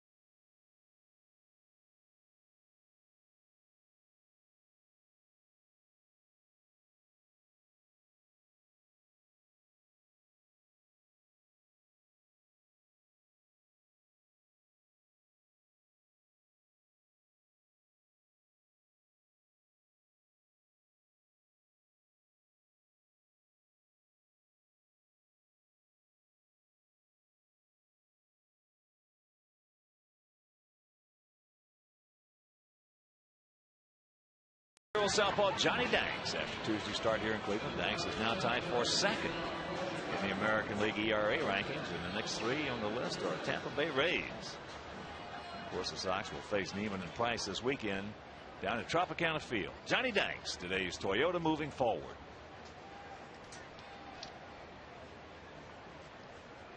Alexei Ramirez hammers that, but foul.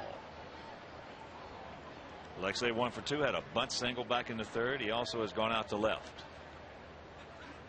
Rubber match of this 3-game set. Sox took the opener 7-2 behind Danks, and then last night Mitch Talbot picked up his 6th victory of the season, 2nd against us, as they won it 7-3. Kearns is there, out number 1. Westbrook has not won in this ballpark this year, and his ERA coming into this game was up over 5, and he's shown that kind of performance here today to this point. Well, but if he keeps throwing the ball like this, somebody's going to probably come give him a look-see. As there's a chopper. Beckham throws off the bag, pulls him off the bag, so it'll be an error on Donald.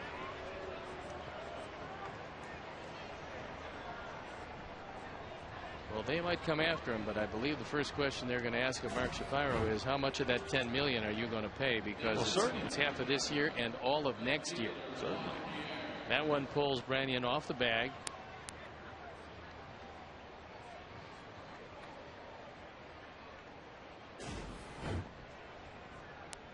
That's the 3rd error of the day for the Indians. $5 million is better than paying $10 million. No question. And if he doesn't, it's probably the same situation if Kerry Wood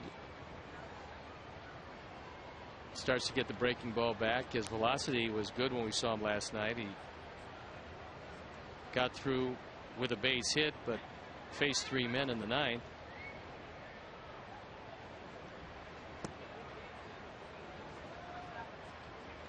One and 1 to count to Juan Pierre, who is 1 for 3. Juan started off that 3-run 4th with that double in the left center field.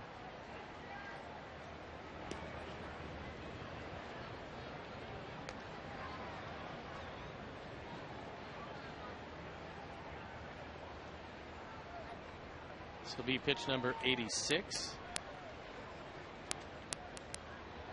Peralta in on the grass at 3rd. And that sinker low and away, 2-1.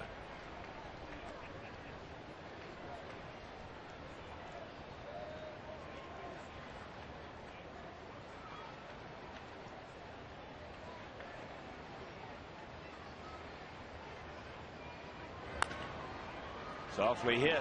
Valbuena makes the play in time. Nice play. 2 out. Valbuena has a shortstop's arm. He was a shortstop. So when you move him to second, you get all the advantages of that strong arm. And this turns out to be a very good play because he has to get turned around and still get something on the throw to get a very speedy Juan Pierre at first base. Well, we've seen his arm strength. He just showed it to us again in the first game on that relay throw. He's got a gun. He does that. Pick him up, AJ. He's due. He's 0 for 3. Twice he's gone out to center. Once he's grounded to first. That ground ball to first got the job, though. Got it done. Moving on Pierre over to third.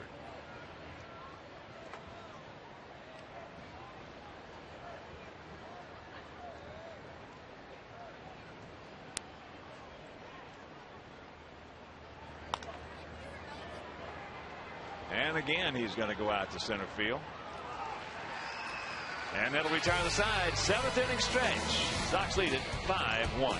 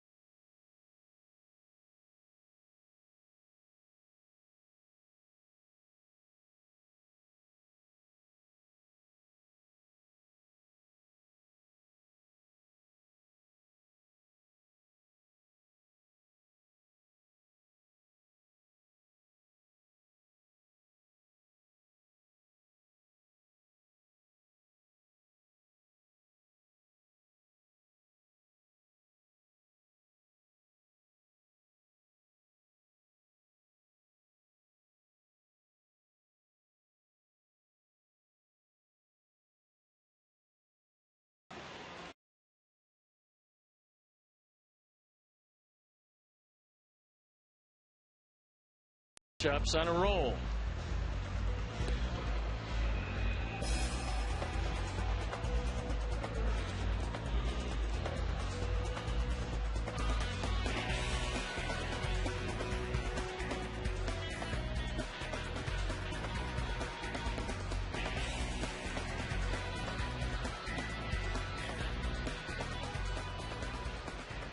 Tony Pena still on the bump as you check out our WGN Sports tail of the tape.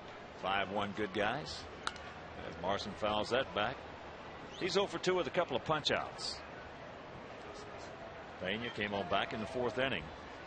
He has worked 3 innings. He worked out of 2 jams. One of his own making. That ball hit hard into center field. Yes.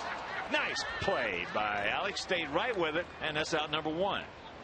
This is a sinking line drive, and Marson, who's had a tough series, probably thought he had a base hit when that ball left the bat.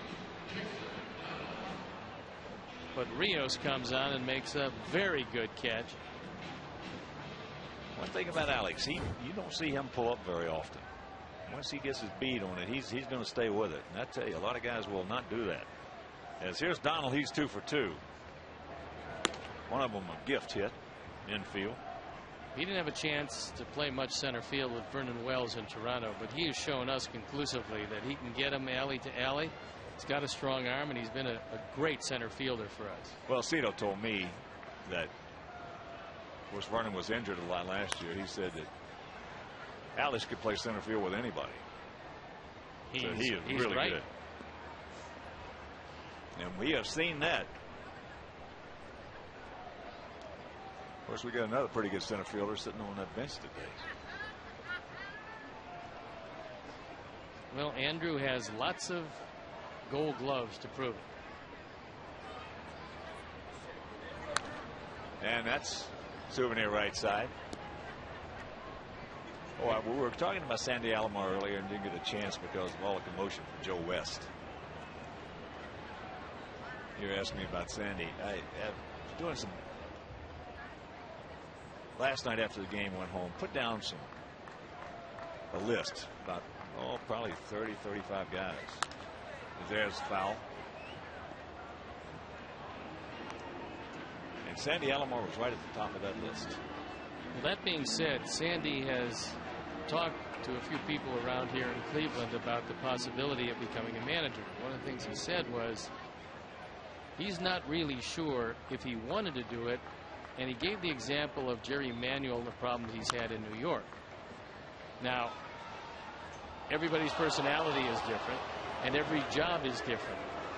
Either job on either side of town in New York is a very difficult job because of the intense media scrutiny. That's the toughest in baseball. Right. And for Sandy, who's a terrific baseball man, I mean, knows this game backwards and forwards, he'd make a terrific manager. The question is, does he aspire to that? Well, that's up to him. I don't know. But as far as from a baseball standpoint goes, he is. What I like about Sandy, he's got the smarts and he's got the toughness, and he's got the will to win.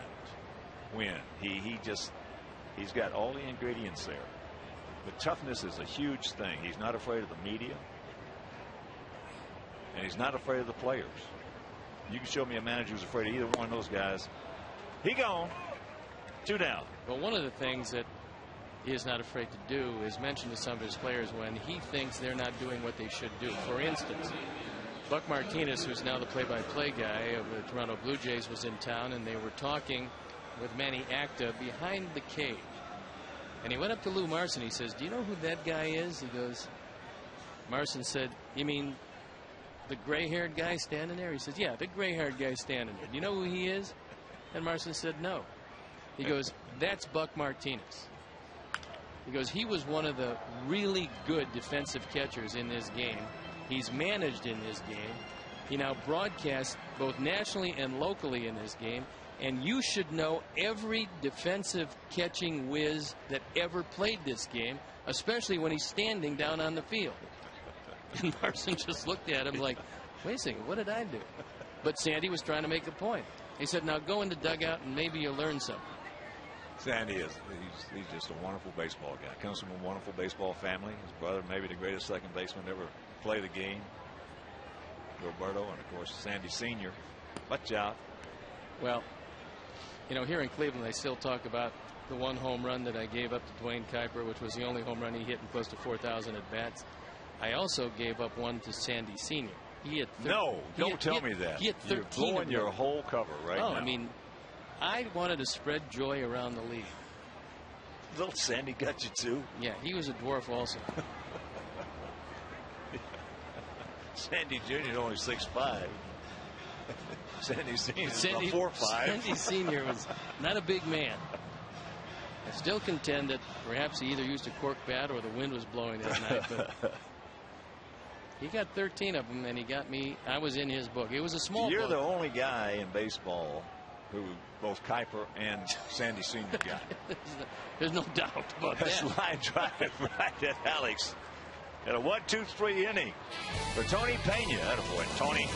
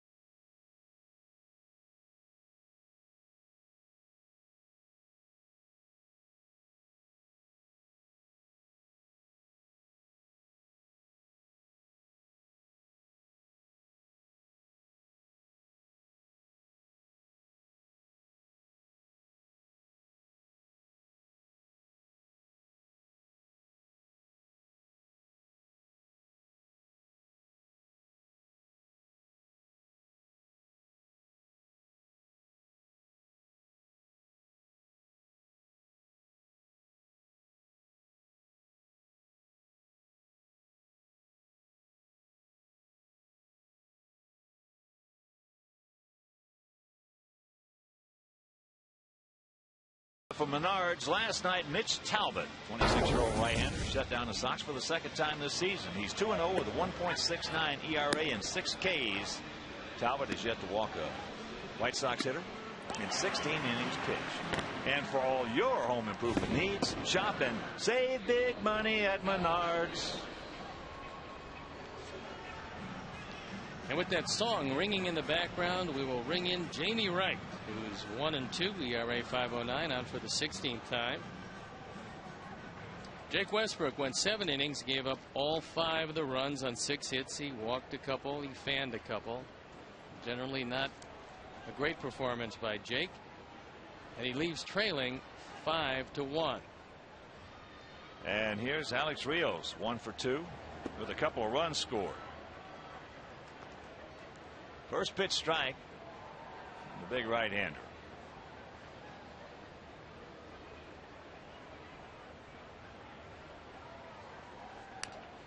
Fouls that one back, and very quickly to count 0-2. Canerco on deck and Kotsay in the hole.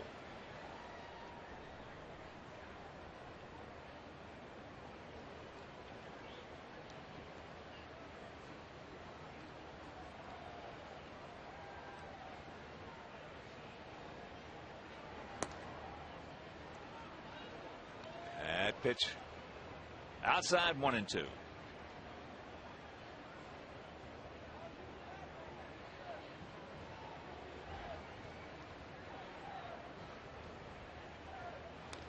Just got a piece of it.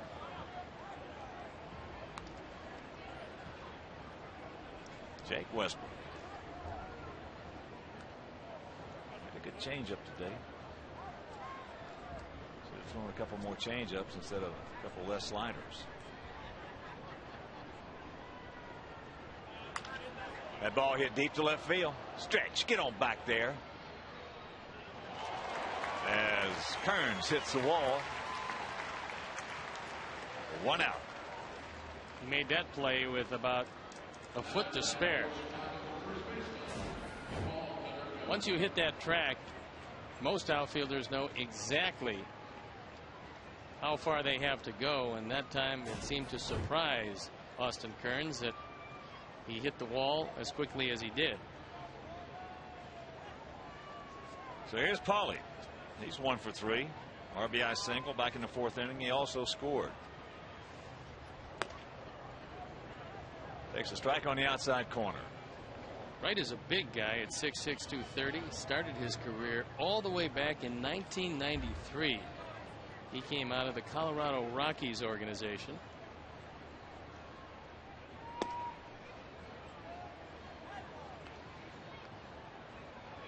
Probably his best year was with Milwaukee in 2001, 11-12.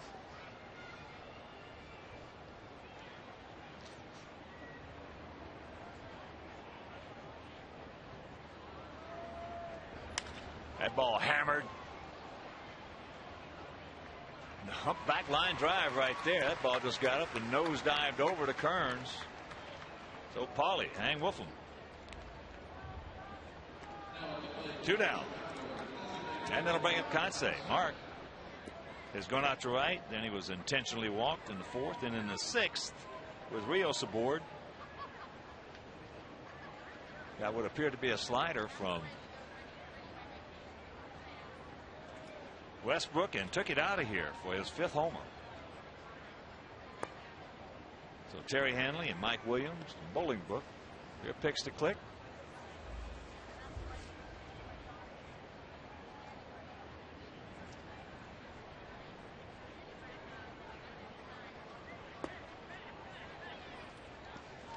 Kotsay 3 for 4 last night with a couple of doubles and an RBI.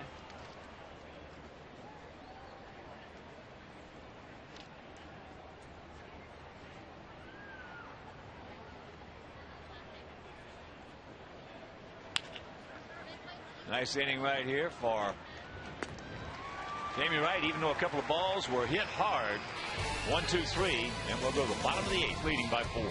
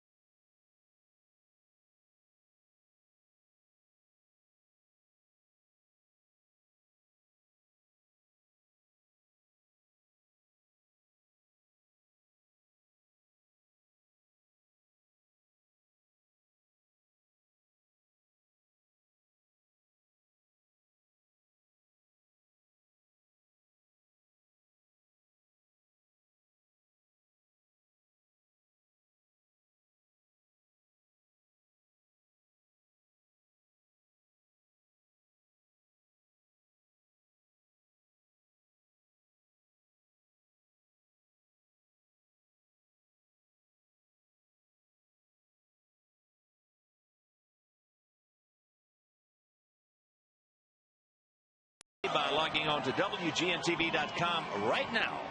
Click on the WGN Sports Game Zone banner to connect all the game stats and information while you're watching at home. The WGN Game Zone at WGNTV.com is brought to you by Columbia College of Missouri. On campus and online classes that fit your schedule and your budget.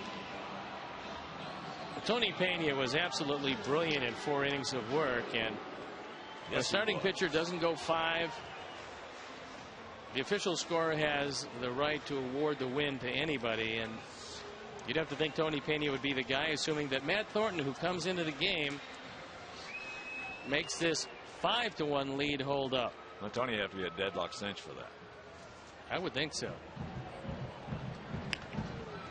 Softly hit to Alexei. So 1 pitch, 1 out as Chu is retired. He's now 1 for 4. Boy, what a job by Tony. He came in back in the 4th inning. Austin Kearns had led it off with a single. Then Branyan doubled high off the right field wall off Randy Williams. And Tony comes on. Sacrifice fly by Pena. Base running gap by Branyan. Then he strikes out Valbuena. And gives up terrific job. Only 2 hits in 4 innings. So he fans 3, walked 1. And when your starting pitcher leaves the ball game in the 3rd, getting thrown out, the whole bullpen sitting around not preparing for it. Well, for all of you who are just tuning in, did not see it, Joe West called a balk in the 2nd inning on Mark Burley. Now, Mark Burley, for the last 3 years, has only had 1 balk call. And Joe West has had Mark Burley when he's been pitching at first base, I'm sure, a couple times this year. And many other times. And many other times. And Mark Burley, so he called him for a balk. Burley asked him why, and West got upset. He got upset at Mark for asking why. What did I do? West had said, well, you brought your left knee back over the rubber, because that's in the center field. And that's out number 2. And if you missed it, poof. Sean Walgren's got it for you right here. Well, it's very difficult to bring your knee back over the rubber. A lot of pitchers will bring their foot back over the rubber, but you can see that he didn't do it with his left foot on the pitching rubber. And then Mark Burley got very excited. He was held back by Angel Hernandez. Mark, one of the most mild-mannered guys around, fierce competitor, but a mild-mannered pitcher. When he called a balk on him on Jason Donald in the next inning, because Burley had thrown over there a couple of times. Of course, he threw Ozzie out. It was just a mess. It was a joke. That's what it was. It was a farce. Branyan fouls that back. Well, fortunately, Tony Pena picked today to have probably his best outing of the year. He picked this whole team up today. No question. This whole team. Tony Pena picked our whole ball club up today.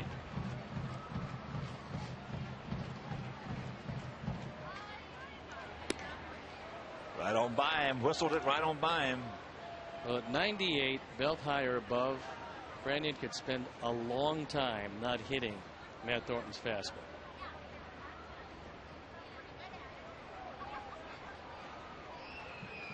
Wants it up. Just got a piece of it. Well, as I mentioned the other day, though, Russell is a lot better than he used to. When he first came in this league, I mean, anything above middle of the thigh up, he had no chance on. Now, at least sometimes he's fouling some off. But well, that was a little lower than Matt wanted. 2-2. And Branyan did a good job last year for the Mariners. Well, he did a great job in a tough park to hit home runs. Well, the size of the park for him is not an issue. Full count, no walks.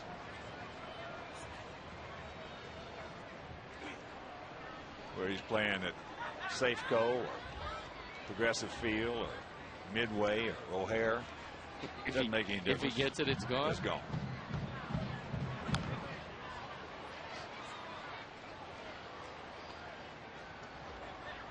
Johnny Peralta in the on-deck circle if Branyan can keep it alive.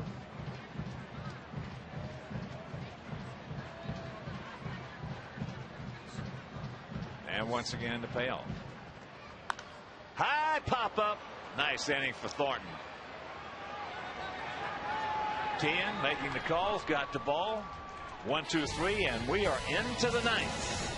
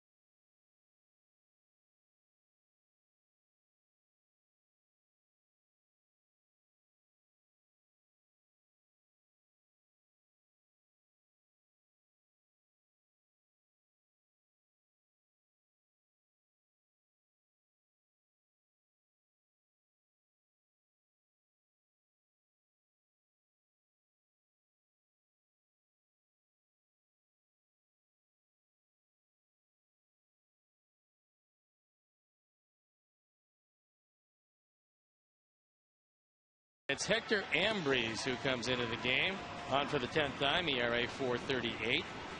We did see him in the first game of the series. He pitched an inning, gave up a run on 3 hits, including first man he faced, Alex Rios, who hit it out of the ballpark. So Carlos Quentin will lead it off, and as he strolls up to the plate,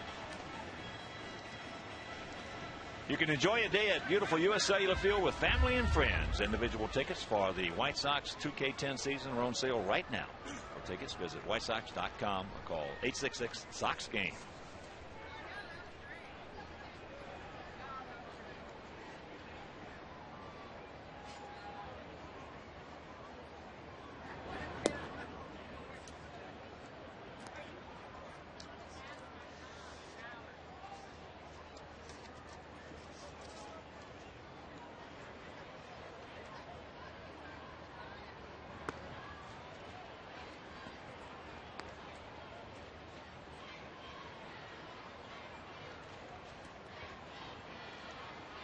One and one to count.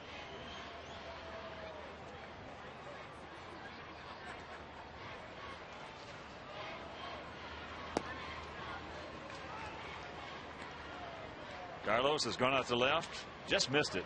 Then he struck out. Not a good at bat there in the 4th inning. Then he went out 4-3 with Valbuena making a good play.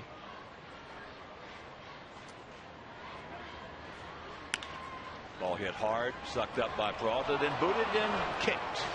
Well, he had it, and not only did it drop out of the glove, but he was able to boot it all the way to Valbuena. With the World Cup coming up, he might want to look into that. Well, better highlight with a cesta. Take a look at this. Drops out of the glove and then kicks it directly at second baseman Luis Valbuena. So here's Tien.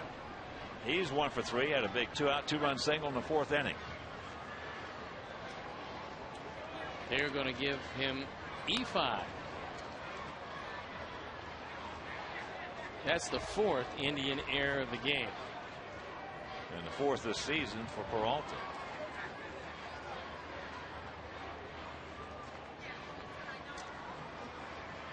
Peralta this year and last year at third base against us has played a good third base. Well, that play he made on Konerko in game 1 was something. There goes Carlos. Pitch fouled away, and the count 0-2.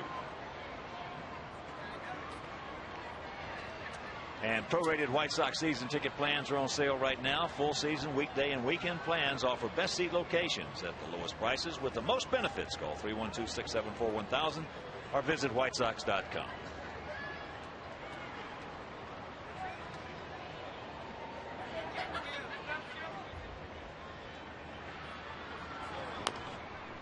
Top foul.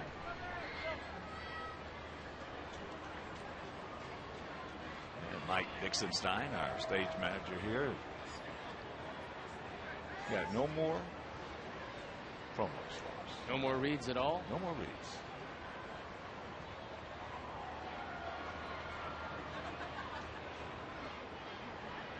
Five, 6-0 for us, 1-8-4 for them.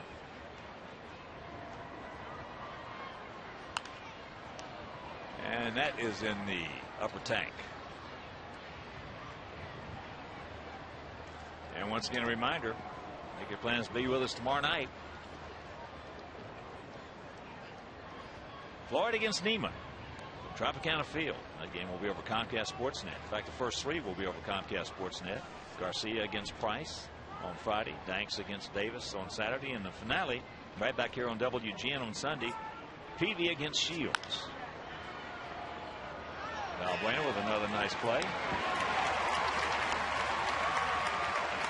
1 out. Valbuena hasn't hit in this series, but he's played a very strong defensive second base. Diving to his left. Good strong throw. If this holds up exactly the way it is, this would be bucking quite a trend for the Indians, who, when out hitting the opposition, are 15-4, and today they lead in the hit parade 8-6.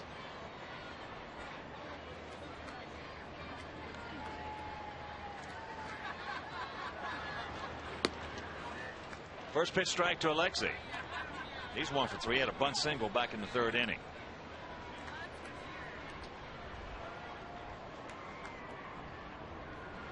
And wants to send out a big White Sox shout out to a great friend of mine. Just had some surgery yesterday. Larry Thompson. And in Savannah, Georgia. To his daughter Susan today, and everything seems to be going just fine.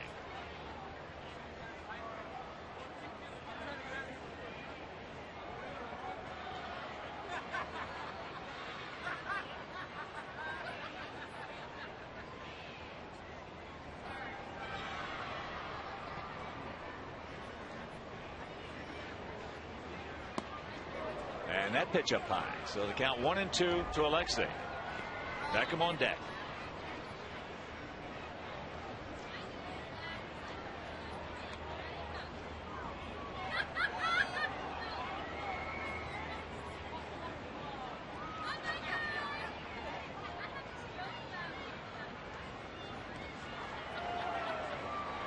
And that's foul.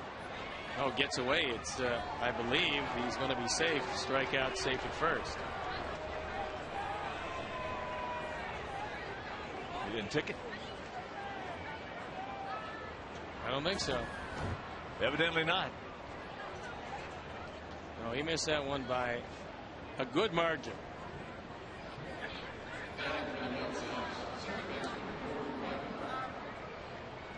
Larson tries to do whatever he could. Technique was right, but he couldn't pick up the baseball right away.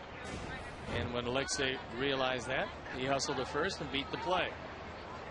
So here's Beckham with runners at the corners and 1 out. Take advantage of it, Gordon. Gordon 0 for 3 today.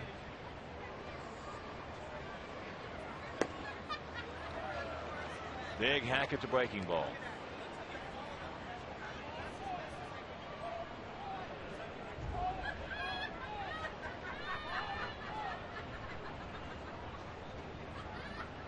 Outfield swung around to the right, gap out there in left center.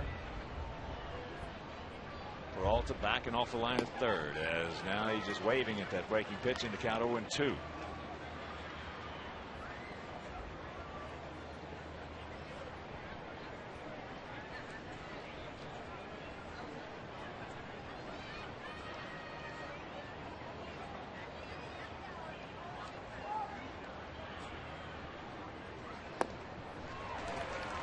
Same technique that as Westbrook back in the 5th inning. 3 straight sliders.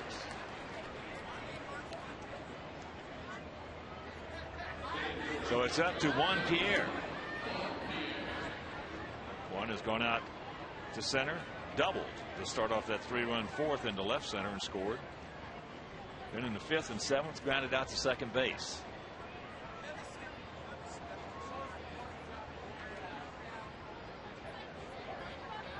Decent lead by Ramirez at first.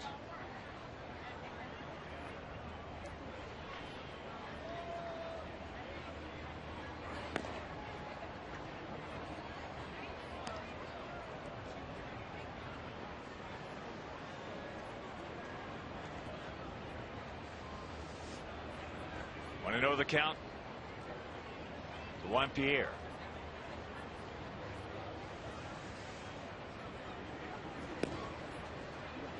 2-0. Well, Matt Thornton had a good solid 8th, and you don't usually throw him 2 innings. So with that in mind, Bobby Jenks loosening up in the bullpen.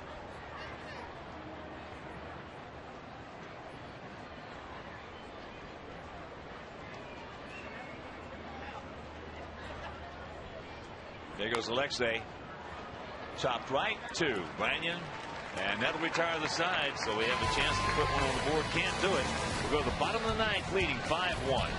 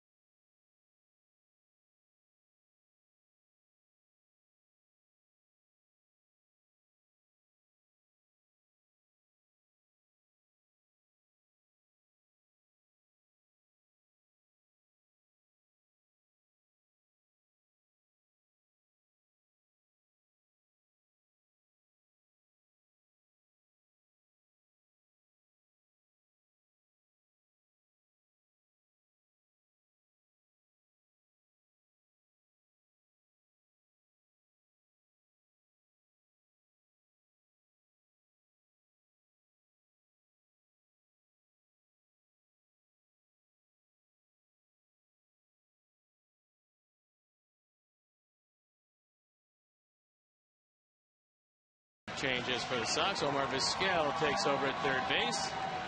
And Bobby Jenks comes into this one at 1-1. The ERA 5.06 on for the 18th time. 4-run lead, so no save situations, although he is 7 for 8 in save situations.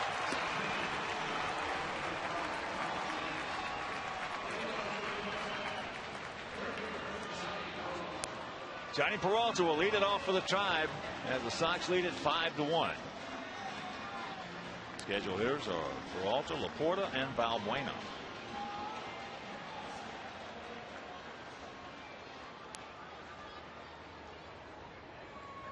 Peralta's 0 for 2 with a sacrifice fly. Picked up his 20th RBI back in the 4th inning. Outfield spread out. And there's ball 1.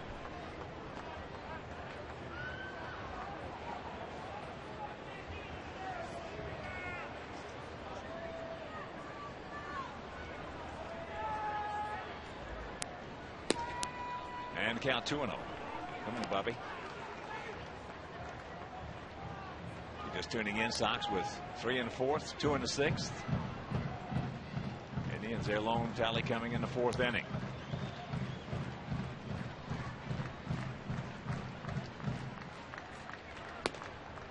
There's a strike. So 2-1 to count to Peralta.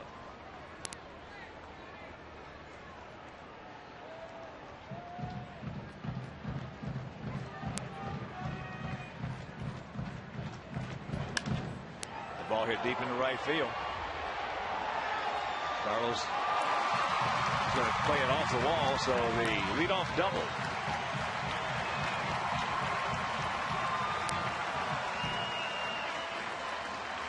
That's the 9th Indian hit of the day. The first by Peralta.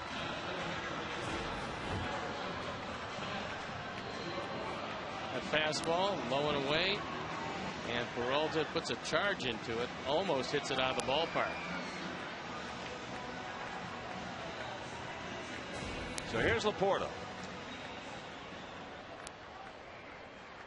At 1 for 3, had a little seeing eye single in the hole between 3rd and short in the 2nd inning.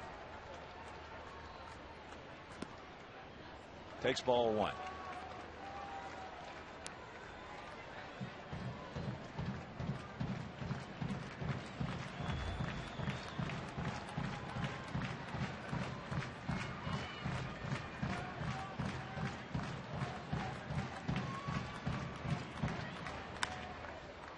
Shanks that one foul into the seats. Souvenir right side. And after the game, as I mentioned, Sox will board their charter, head on down to St. Petersburg, start off that 4-game series against Joe Madden's Rays tomorrow night. Jump on our United charter. Sparky Seipold and all the gang.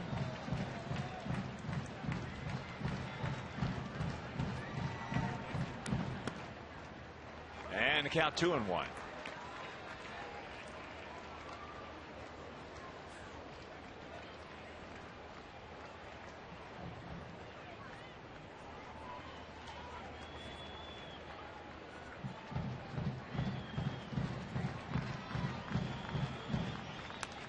And that evens the count at 2 balls, 2 strikes.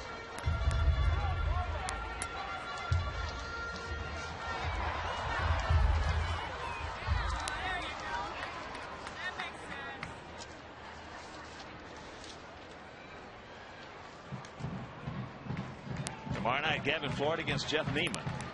As I mentioned, that game will be over Comcast Sportsnet.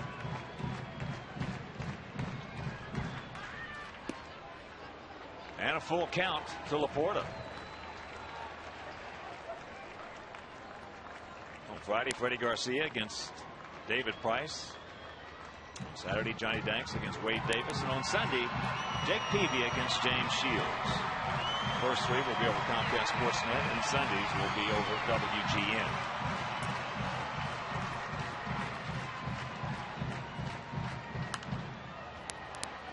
And that pitch fouled back. So the count hangs at 3-2.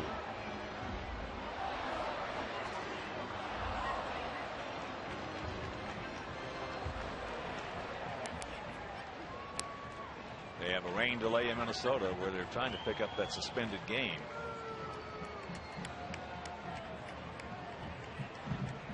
Could get a little difficult for the Twins. I'm not sure the Yankees go back there again. And there's ball 4. So the first 2 men aboard.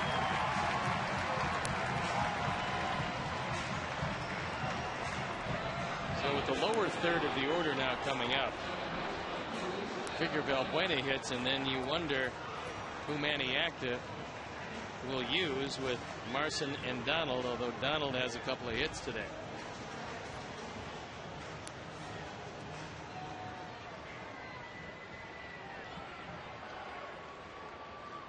Valbuena is 0 for 3, but make no mistake about it. Against us, he has been dangerous. Takes first pitch strike.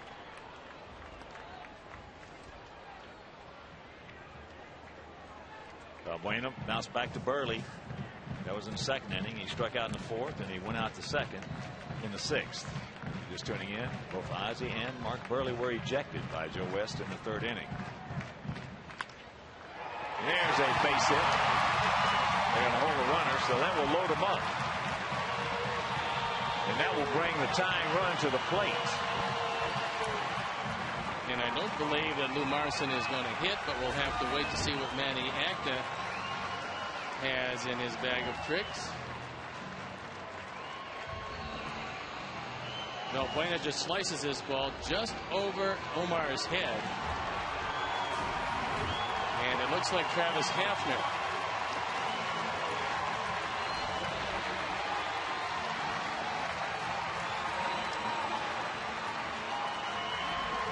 Hafner played in the ball game last night, had a single and a double, hitting 281 overall. This is his first pinch hitting appearance of the year. And he comes on with the bases loaded and nobody out, and Bobby Jenks in a jam of his own making.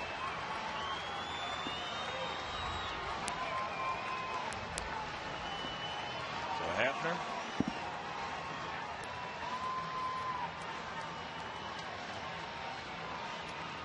Hitting at 281, 4 homers, 16 RBIs. He's got the same type of swing as Russell Branyan.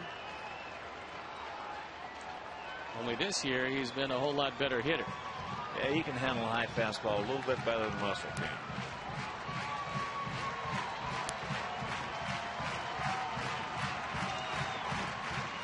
Five-1 Sox on top, but that is in jeopardy. With the sacks packed and nobody out.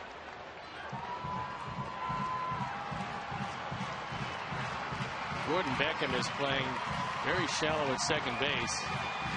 You would call it double play depth. Big hack in the count 0-2.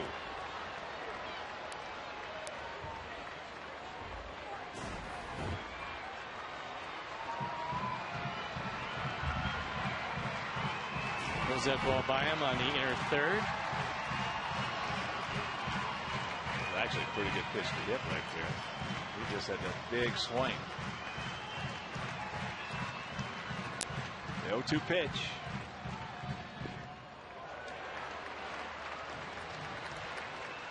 Nice stop by AJ on a breaking ball in the dirt. But that gotten by, that completely changes the complexion of the inning. There you see an Indian at every base.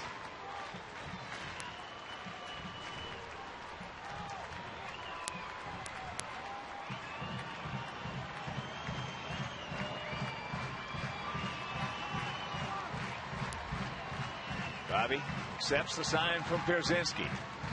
And the 1-2. Way outside. You don't want to go full. I think he tried to throw a changeup and fool him with it.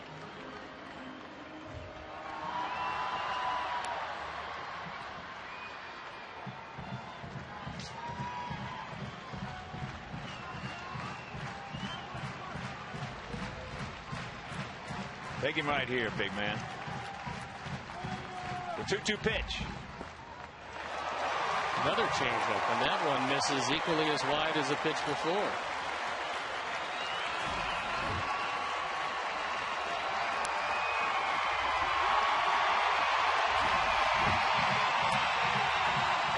$18,109.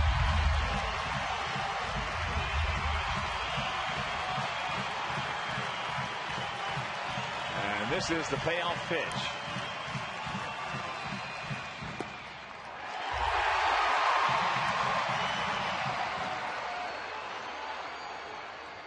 Now double play. Double play. No, he didn't call him out. I think AJ thought he called him out. I think Hafner thought he called him out because Hafner stopped, and it was ball 4. That ball was inside. He didn't swing at it. This has been a really unusual game. Yes, it has. We'll take a look at Bobby, who throws a curveball and misses with it inside. No doubt about that, and it didn't look like Rob Drake put his hand up. Now, for some reason, Hafner goes back, and on the play, Peralta is coming home because he thinks it is ball 4. It was, and now we reset with the bases loaded. The only difference is it's 5-2. So 2 walks, 2 base hits. And now the tying runs aboard. Bobby had thrown a couple of fastballs right by Hafner and then went to changeups and a curveball and doesn't get him. So Shelly Duncan is going to hit for Jason Donald.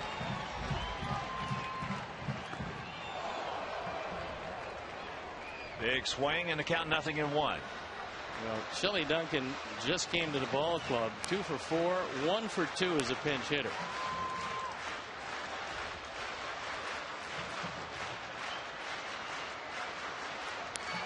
Now AJ saying something to Rob Drake. As the outfield, they are straight up and spread out. Vizquel back and just a couple of steps off the line at third. And there's a shot base hit. That's going to score a pair. All of a sudden it's a 5-4 game with 2 on and nobody out.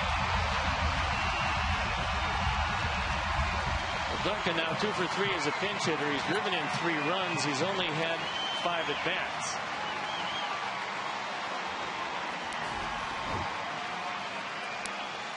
Bobby tries to throw a fastball upstairs inside, and Duncan rifles it to left field.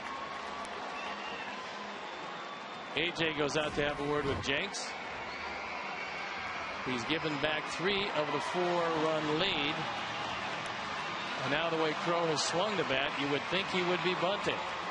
Omar thinks he's bunting, and that probably was a meeting at the mound and what to do when he does bunt. Well, Crow is 1 for 4 today. That was an infield single, and he is 1 for 13 in the series. But if indeed he bunts and it's successful, then you have to put Chu on first base. But well, they're going to lose him for sure. Yeah. But now the corner's in close. Omar in on the grass.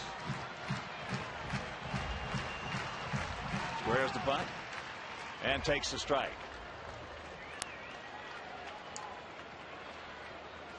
Wow. 5-6-0 for us. 4-11-4 for them.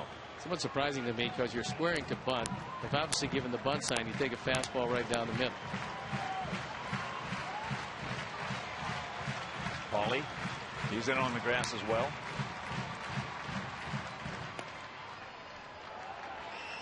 Drake clinched a little bit on that one in the count 1-1. Hafner at second, Duncan at first. And this game in the hands of Bobby Jenks.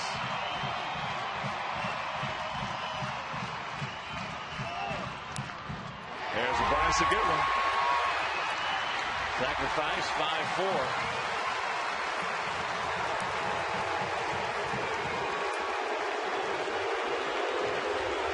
Well, you have no other option but to walk Chu and try to have Kearns hit into a double play.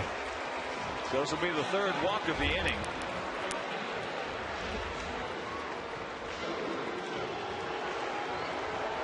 Very good bunt, leaving Omar with only 1 option.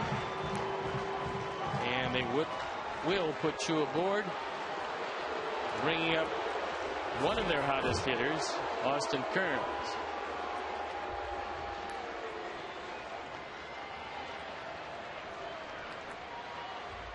It all started with the double off the right field fence by Peralta. Then the walk, big walk right there to Laporta. Single into left field by Valbuena. Then another walk to Hafner after he had him 0-2. That forced in a run. And Shelly Duncan with a 2-run single. Sacrifice bunt by Crow. Intentional walk to Chu. Sacks packed with Sox. And here is Kearns. Kind of surprising. You've got to get, I would think, a faster running pitcher than Travis Hafner. He's a time run at third base. And on a medium depth fly ball, especially to center or right, it's not going to be easy for him to score from third. Kearns 1 for 3 today.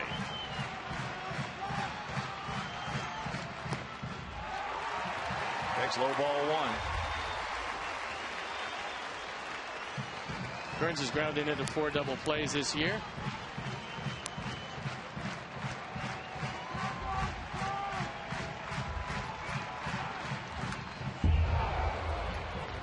Big hack by Kearns. 21 to count for the 30-year-old outfielder.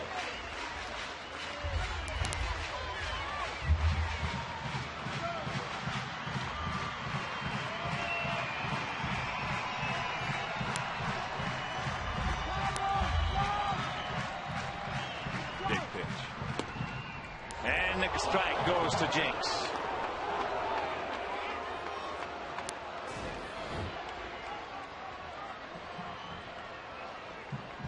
AJ kind of frames it by bringing it back up in the zone.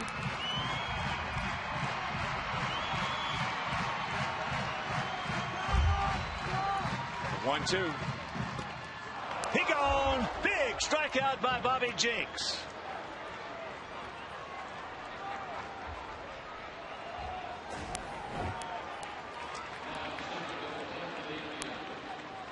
Two down.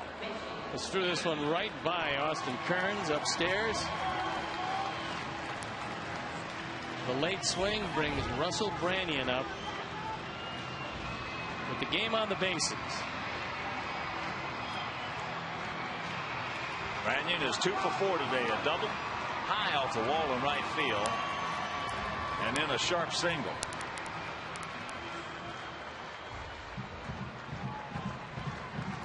Four for 11 in the series, and he has been dangerous.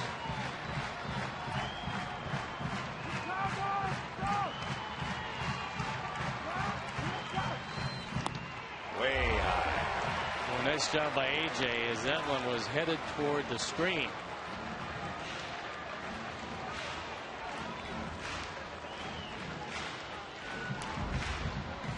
Branyan has not seen Bobby Jenks very much and has no success in the 2 times he has seen him. Checks it up and the count 1-1. Well, you're talking about not pinch running for Hafner now. On the ball, he gets back. If there is a wild pitch, they do have a shot at him with any kind of a carom whatsoever.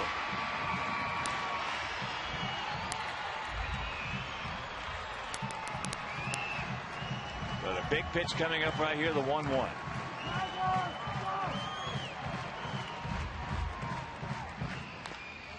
And Bobby gets the advantage. A ball and 2 strikes.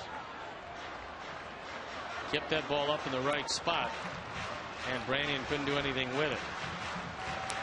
Well, the hitters, Branyan's strike zone right now is about again half the size and a half, I should say, of what it would be, whether it be 1-2 or 2-1, and especially up. That's popped up, and when this ball comes down, this ball game will be over. So a scare here in the 9th inning as the Indians score 3 times, have a chance to win it. Bobby, a big strikeout of Kearns and a pop up to Branyan in the Sox. Take the rubber match. They win it 5-4.